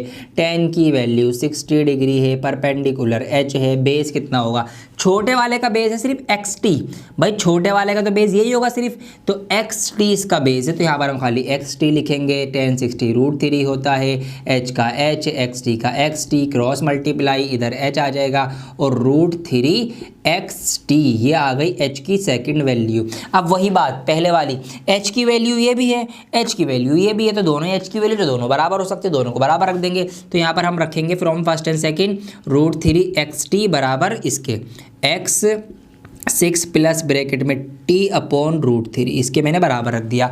अब क्रॉस मल्टीप्लाई जब हम करेंगे तो यहाँ पर क्या होगा भाई, √3 की यहाँ पे √3 में होगी, वो इसका रूट हट जाएगा, वही चीज़ हो रही है बार बार, तो यहाँ पे सिर्फ 3 रह जाएगा, ये x t मल्टीप्लाई में रह जाएगा, इधर हमारे पास x रह जाएगा और ब्रैकेट में 6 + t रह जाएगा। x इधर भी है, x इधर भी है, दोनों में मल्टीप्लाई में तो हम काट सकते हैं, प्लस माइनस में तो नहीं काटते, मल्टीप्लाई में काट सकते हैं। तो मल्टीप्लाई में इससे ही कट गया, इधर रह गया हमारा 3t, इधर रह गया 6 + t, ये t प्लस का है, इधर आके माइनस का t हो जाएगा। ठीक है जी, सही से बना देता हूँ, ये t प्लस का है, इधर आके इक्वल के इधर आके माइनस का t हो जाएगा। तो यहाँ पर 3t पहले से, 3t ऑलरेडी थे, ये t माइनस का हुआ, एक t कम हो जाएगा, कितने t बचेंगे, 2t फूटी, ठीक है, 2t बचेंगे, 2t बचेंगे, तो यहाँ पर 2t रह जाएंगे आपके, और 6 इधर रह जाएगा, 2 से कट जाएगा 3 बार, 2 3 6, तो t = 3 आ गया। तो ये आपका आ गया t, और t क्या था, t था वो टाइम के कितना टाइम उसको लगेगा, तो आंसर आ गया आपका 3 सेकेंड लगेंगे आपके। ठीक है, तो 3 सेकेंड्स आपका आंसर आ गया कि वो गाड़ी जो है वो 3 सेकंड के अंदर फुट ऑफ द टावर तक पहुंच जाएगी, मतलब टावर के बिल्कुल नीचे आ जाएगी, टावर के पेड़ तक। ये तो बताना था हमें, find the time taken by the car to reach the foot, तो ये आप लिखेंगे time taken by the car to reach the foot of the tower from this point is equal to 3 seconds. ठीक है, इस तरीके से ये हमने टाइम वाला एक बहुत अच्छा सवाल करा है। 6 नंबर रखे हुए समझ लो, पूरे 6 नंबर है, पूरे अगर एग्जाम में आ गए इसके जैसा या ये 6 नंबर कहीं नहीं गए आपके। तो मैथ में 6 नंबर की कीमत बहुत ज़्यादा होती है, इसलिए इसको नोट कर लीजिए, ध्यान से समझ लीजिए, दोबारा से रिवाइंड कर लेना एक बार अगर समझ में ना आया हो तो। अब इसका एक सवाल और बच्चा, क्वेश्चन नंबर 16 प्रूफ करने वाला है, वो और करेंगे, इसके बाद वीडियो आपकी एंड हो जाएगी। Last question of this chapter बहुत ही अलग है, ये प्रूफ करने वाला क्वेश्चन है। इनफैक्ट यहाँ पर सवाल है कि the angle of elevation of the top of a tower, एक टावर बनाना है, फिर से आइए बना लेते हैं पहले ही। तो हमेशा की तरह हमने एक टावर बनाया, ये इसका ग्राउंड आ गया, आगे क्या कहा गया हमसे, 2 points at a distance of 4 metre and 9 metre from the base of the tower. तो टावर के बेस से, टावर के पैर से 2 पॉइंट है, एक 4 मीटर की दूरी पर है और दूसरा 9 मीटर की दूरी पर है, मतलब यहाँ से यहाँ तक का डिस्टेंस 4 हो गया, और फिर यहीं से लेकर यहाँ तक का ये पूरा डिस्टेंस 9 मीटर हो गया। इस तरह से 2 पॉइंट हैं, ये 4 मीटर पे, ये 9 मीटर पे। चलिए इन दोनों को हम ज्वाइंट भी कर देते हैं, यहाँ से इसके सर से ये हमने यहाँ पर इसको ज्वाइन कर दिया रफली। ठीक है जी, ये हो गया। ठीक है, आगे and in the same straight line, एक ही स्ट्रेट लाइन पर है, मतलब ग्राउंड पर है, विद इट आर कॉम्प्लीमेंटरी, जो कि कॉम्प्लीमेंटरी है, एंगल नहीं दिया गया हमें, ये बता दिया गया बस वो कॉम्प्लीमेंट्री एंगल हैं। तो कॉम्प्लीमेंट्री एंगल कौन से होते हैं, मैंने वैसे पिछली वीडियोज़ में बता रखा है आपको, और मैंने बड़े ही प्यार से बताया भी था आप लोगों को, ज़रा याद करो। आखिरी बार बता रहा हूँ, फिर मत कहती हूँ कि समझ में नहीं आया। सब बच्चे सुन लो कान खोल के ध्यान से कि कॉम्प्लीमेंट्री एंगल वो होते हैं कि जिनका सम 90 डिग्री हो, जिनका योग 90 डिग्री हो, उनको कॉम्प्लीमेंट्री एंगल बोलते हैं। हाँ जी हाँ, तो समझ गए ना कौन से होते हैं कॉम्प्लीमेंट्री एंगल, बस यही वाले होते हैं। तो जिनका सम 90 डिग्री होता है, तो हम क्या करेंगे, इनको कुछ ना कुछ मानेंगे। हमने मान लिया कि ये वाला एंगल जो है ये थीटा है, तो जब ये थीटा होगा तो ये कितना होगा, ये आपका 90 माइनस थीटा हो जाएगा, क्योंकि दोनों मिलके 90 डिग्री होते हैं। तो ये थीटा हो गया, तो भाई 90 में से ये थीटा वाला कम कर दो, जो बचेगा मतलब 90 माइनस थीटा जो होगा, फिर वो ये वाला एंगल आएगा। तो ये हमने एंगल मान लिया। आगे क्या करना है, prove that the height of the tower is 6 metre. हमें यह साबित करना है कि इस टावर की जो ऊंचाई है वो 6 मीटर है। ये साबित करना है, प्रूफ करना है, आपको ये सिद्ध करना है। कैसे होगा आइए देखते हैं। देखिए हमें बेस पता है दोनों का हमें एंगल भी पता है, दिक्कत क्या है, शुरू कर दो काम। आइए तो वही ट्रायंगल ले लेंगे, कोई से भी आप इसको नाम दे दीजिए, ABCD नाम दे दिया। पहले कौन से, पहले बड़ा ट्रायंगल खेलेंगे हम, तो हम ट्रायंगल ले लेंगे ABD। ठीक है, इन ट्रायंगल ABD के अंदर वही लगेगा आपका tan theta is equal to P/B होता है, क्योंकि हमें बेस और परपेंडिकुलर से मतलब है, इसलिए लग रहा है। ऐसा नहीं है कि आप सोचें पूरे चैप्टर में tan थीटा लगाए तो आप आंखें मीच के हर बार ये लगा दें, नहीं। कहीं कहीं अगर आपको ये पतंग वाला सवाल आ जाए, पतंग उड़ा रहे हो आप, ठीक है, कन्ने काट रहे हो आप, पेच लड़ा रहे हो, आपकी डोरी कितनी लंबी है, कितना मांझा है आपका, तो आपका मांझा, आपका हाइपोटेनस, फिर आपको H वाले फंक्शन लेने पड़ेंगे। आप यहाँ पे खड़े हो गए, पतंग यहाँ उड़ रही होगी, तो अगर आपसे आपकी डोर की लंबाई पूछ ली जाए, मांझे की लंबाई पूछ ली जाए पतंग उड़ाते में, तो भाई आप मांझा लपेटना मत, आप ट्रिग्नोमेट्री लगाना, आप यहाँ पर आपका आंसर आ जाएगा। ठीक है जी, तो वहाँ पर आपका H आएगा, हाइपोटेनस का फंक्शन फिर आपको लगाना पड़ेगा, साइन वाला लगाओ, कोस वाला लगाओ, कोसेक लगाओ, वो सब चीज़ें। ठीक है जी, ध्यान रखना इन बातों का। चलिए टेन थीटा, तो टेन थीटा हम यहाँ पे लेंगे। देखिए थीटा क्या है, थीटा खुद थीटा ही है, ठीक है, थीटा थीटा ही तो टेन थीटा ही रहेगा। परपेंडिकुलर हमारा क्या है, एच है, बेस हमारा क्या है, बड़े ट्रायंगल में हम हैं, अभी हमें ए बी डी में बड़े वाले में पूरा जो नीचे का बेस है वो 9 मीटर का है, ठीक है, क्योंकि यह वाला पॉइंट 9 मीटर की दूरी पर है, तो 9 आ गया यहाँ पर। क्रॉस मल्टीप्लाई कर लेंगे तो यहाँ से एच बराबर आपका आ जाएगा 9 टेन थीटा। इससे आगे तो हम कुछ कर ही नहीं सकते, तो इसको हम फर्स्ट मान लेंगे, ठीक है, क्योंकि हमें टेन थीटा की वैल्यू पता ही नहीं है, तो यहीं रुक जाएंगे हम। अब अगले ट्राइंगल में आ जाओ, छोटे वाले में आएंगे अब हम ABC ट्राइंगल में, ठीक है। इन ट्राइंगल ABC में टेन थीटा बराबर होता है P/B के। अब टेन थीटा है, अब 90 माइनस थीटा, ये ध्यान रखना। अब क्या है थीटा, थीटा की जगह एंगल क्या है, 90 माइनस थीटा एंगल है, तो जो भी एंगल हो वो लिख देना, हमें घबराना नहीं है। चलिए जी, अब परपेंडिकुलर कितना है, एच है, हाइट है उसकी, बेस है छोटे वाले का 4 मीटर, ये पॉइंट कहाँ तक का था, 4 मीटर था, तो ये 4 आ गया। क्रॉस मल्टीप्लाई करेंगे। अच्छा टेन 90 माइनस थीटा क्या होता है, ट्रिग्नोमेट्री में आपने पढ़ा है पहले पार्ट में, टेन 90 माइनस थीटा, जो मैंने 90 माइनस वाले जो एंगल सिखाए थे वो क्या होते हैं आपके, टेन 90 माइनस थीटा होता है आपका कॉट थीटा, ठीक है। तो ये आपका हो जाएगा कॉट थीटा, ये आपका H/4 है। अब क्रॉस मल्टीप्लाई अब कर दो, यहाँ मत करो, नीचे करो अब अगली स्टेप में, तो क्रॉस मल्टीप्लाई होगी तो H बराबर आएगा यहाँ से 4 कॉट थीटा, ये आ गए, इसको हम सेकंड मान लेंगे। अब वही बात वही चीज़, H बराबर ये भी है, H बराबर ये भी है, जब ये भी बराबर है, ये भी बराबर है H के, तो ये दोनों आपस में भी बराबर होंगे, तो हम वही लिखेंगे from first and second, from first and second क्या होगा जी, 9 tan theta is equal to 4 cot theta, ये दोनों बराबर है। अब क्या करें, देखिए सबसे पहले हमें ये प्रूफ करना है कि H 6 है, तो यहाँ पर हमें H चाहिए होगा, ये दोनों हटाने पड़ेंगे। तो देखिए क्या कर सकते हैं हम, कॉट जो होता है वो टेन का उल्टा होता है ना, तो इस कॉट को मैं लिख सकता हूँ यहाँ पर अपॉन टेन थीटा, इस तरह से मैं लिख सकता हूँ, क्योंकि टेन क्या होता है, कॉट क्या होता है, cot theta is equal to 1/10 theta, tan का उल्टा होता है, तो मैंने टेन नीचे बटे में लिख दिया, आप कॉट को हटा के उल्टा कर दिया, नीचे लिख दिया 10 कर दिया। अब क्या करेंगे, अब जब मैं इसकी क्रॉस मल्टीप्लाई करूँगा तो टेन थीटा की टेन थीटा में होगी, ठीक है जी, टेन थीटा की टेन थीटा में मल्टीप्लाई होगी तो कितना बन जाएगा, ये टेन स्क्वायर थीटा बन जाएगा, तो ये हो जाएगा आपका टेन स्क्वायर थीटा। यहाँ पर 4 है, ये 9 यहाँ इसके साथ मल्टीप्लाई में था, इसको मैंने इधर भेजा, ये इसके साथ नीचे डिवाइड में आ गया। अब क्या करा मैंने, इसका स्क्वायर हटा के इधर मैंने रूट लगा दिया, समझ में आ रही है बात। तो टेन थीटा बराबर हो गया आपका 4 का रूट 2 होता है, 2 दूनी 4 होते हैं, 9 का अंडर रूट जो होता है, 2 स्क्वायर रूट होता है वो 3 होता है, 3 3 9 होते हैं, तो टेन थीटा बराबर आ गया 2/3, क्या आ गया 2/3। और टेन थीटा किसके बराबर था, टेन थीटा बराबर था H/9 के। यहाँ पे अगर मैं देखूँ पिछले फ्लैशबैक में आऊँ तो टेन थीटा क्या था भाई, टेन थीटा था H/9, ये आपका आ गया। तो यहाँ पर मैं क्या करूँगा, इस 2/3 को H/9 के बराबर लिख सकता हूँ, क्योंकि भाई टेन थीटा 2/3 भी है और टेन थीटा H/9 भी है, तो मतलब ये दोनों भी बराबर हैं। तो वही चीज़ जो हमने यहाँ कर दी फ्रॉम फर्स्ट एंड सेकंड वो हम यहाँ करेंगे, तो H/9 को और 2/3 को हम बराबर लिख सकते हैं, क्योंकि ये भी टेन थीटा की वैल्यू, ये भी टेन थीटा की, तो दोनों बराबर होंगी। क्रॉस मल्टीप्लाई करेंगे, H की 3 में होगी 3H हो जाएगा, 9 की 2 में होगी 9 दूनी 18 हो जाएगा, इससे कटेगा 6 बार, 3 6 18 होते हैं, H is equal to 6 metre, hence proved. ये आपका क्वेश्चन प्रूफ हो गया, हैंस प्रूव्ड, 6 मीटर की हाइट हमारी आ गई। एक तरीका ये था, दूसरा तरीका भी बता देता हूँ, ठीक है, मेरा अपना तरीका है ये। देखिए प्रूफ करना था हमें, अब यहाँ पर मैंने देखा भाई टेन थीटा जो है वो 2/3 है, टेन थीटा क्या होता है, P/B होता है, हमें पता है अच्छे से क्या होता है, P/B होता है। मतलब अभी मैंने बड़े वाले ट्राइंगल के हिसाब से देखा है, तो वहाँ पर P/B मतलब परपेंडिकुलर आया मेरा 2 यूनिट, क्या आया 2 यूनिट आ गया, ये 2 यूनिट मान लेता हूँ मैं इसको, ठीक है, 2 यूनिट मतलब कंप्लीट नहीं है, इसमें कुछ मल्टीप्लाई भी हो सकती है, क्योंकि रेशो की फॉर्म में बटे की शक्ल है, मतलब रेशो है, मतलब इसको मैं 2x मान के करूँगा अभी, ठीक है, 2 यूनिट ना लिखकर मैं इसको बल्कि 2x लिख देता हूँ रेशो की फॉर्म में, अगर मैं लिखूँगा इसको।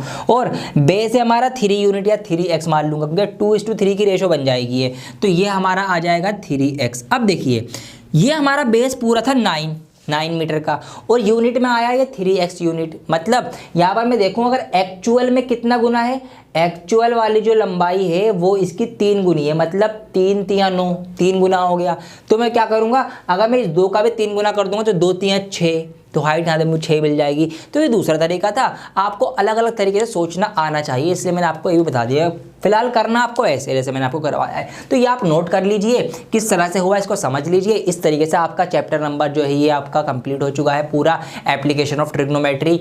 बहुत ही सफलतापूर्वक हमने बहुत सारे चैप्टर कर लिए हैं। और दोस्तों बैक टू बैक चैप्टर अब मैं आपको देने वाला हूँ, जोश और ज़्यादा बढ़ गया है मेरा, तो इसीलिए हमारे इस चैनल को आप सब्सक्राइब कर लीजिए, बेल आइकन जो होगा उसको आप दबा दीजिए, ताकि जब भी चैप्टर्स आएँ आपको उसकी नोटिफिकेशन मिल जाए कि हाँ भाई चैप्टर आ गया, देख डालो। तो इसीलिए सब्सक्राइब करना बहुत ज़रूरी था। चेक कर लो आपने सब्सक्राइब कर रखा है नहीं कर रखा, सब्सक्राइब कर लो, नहीं कर रखा बेल आइकन प्रेस कर दो, इस वीडियो को लाइक कर दो, कॉमेंट कर दो कैसी लगी ये वीडियो। अगली वीडियो सर्कल की चाहिए कोई और से चाहिए ये भी बता देना मुझे। वैसे मैं सर्कल की लेकर आ रहा हूं क्योंकि आपकी डिमांड, मैंने आपसे पोलिंग करवाई थी, उसमें सर्कल की डिमांड इसकी सबसे ज्यादा थी, इसके बाद सर्कल की थी। तो इसके बाद अब जो अगली वीडियो आएगी आपकी बहुत ही जल्द बैक टू बैक आएगी, सर्कल का फुल चैप्टर आने वाला है। इसलिए सारे दोस्तों को बता दो, जंगल में आग की तरह बात फैला दो कि भाई डियर सर के सारे चैप्टर पूरे होने वाले हैं, फिर सैंपल पेपर हम करना स्टार्ट करने वाले हैं। जो दोस्तों पूरी तैयारी आपकी करवा के छोड़ूंगा मैं, कसम खा ली है मैंने ये। और हाँ, अगर आपको कोई भी डाउट आता है तो डाउटनेट एप्लीकेशन आप डाउनलोड कर लीजिए, ठीक है। क्वेश्चन का फोटो खींच के आपको रोक के डालेंगे,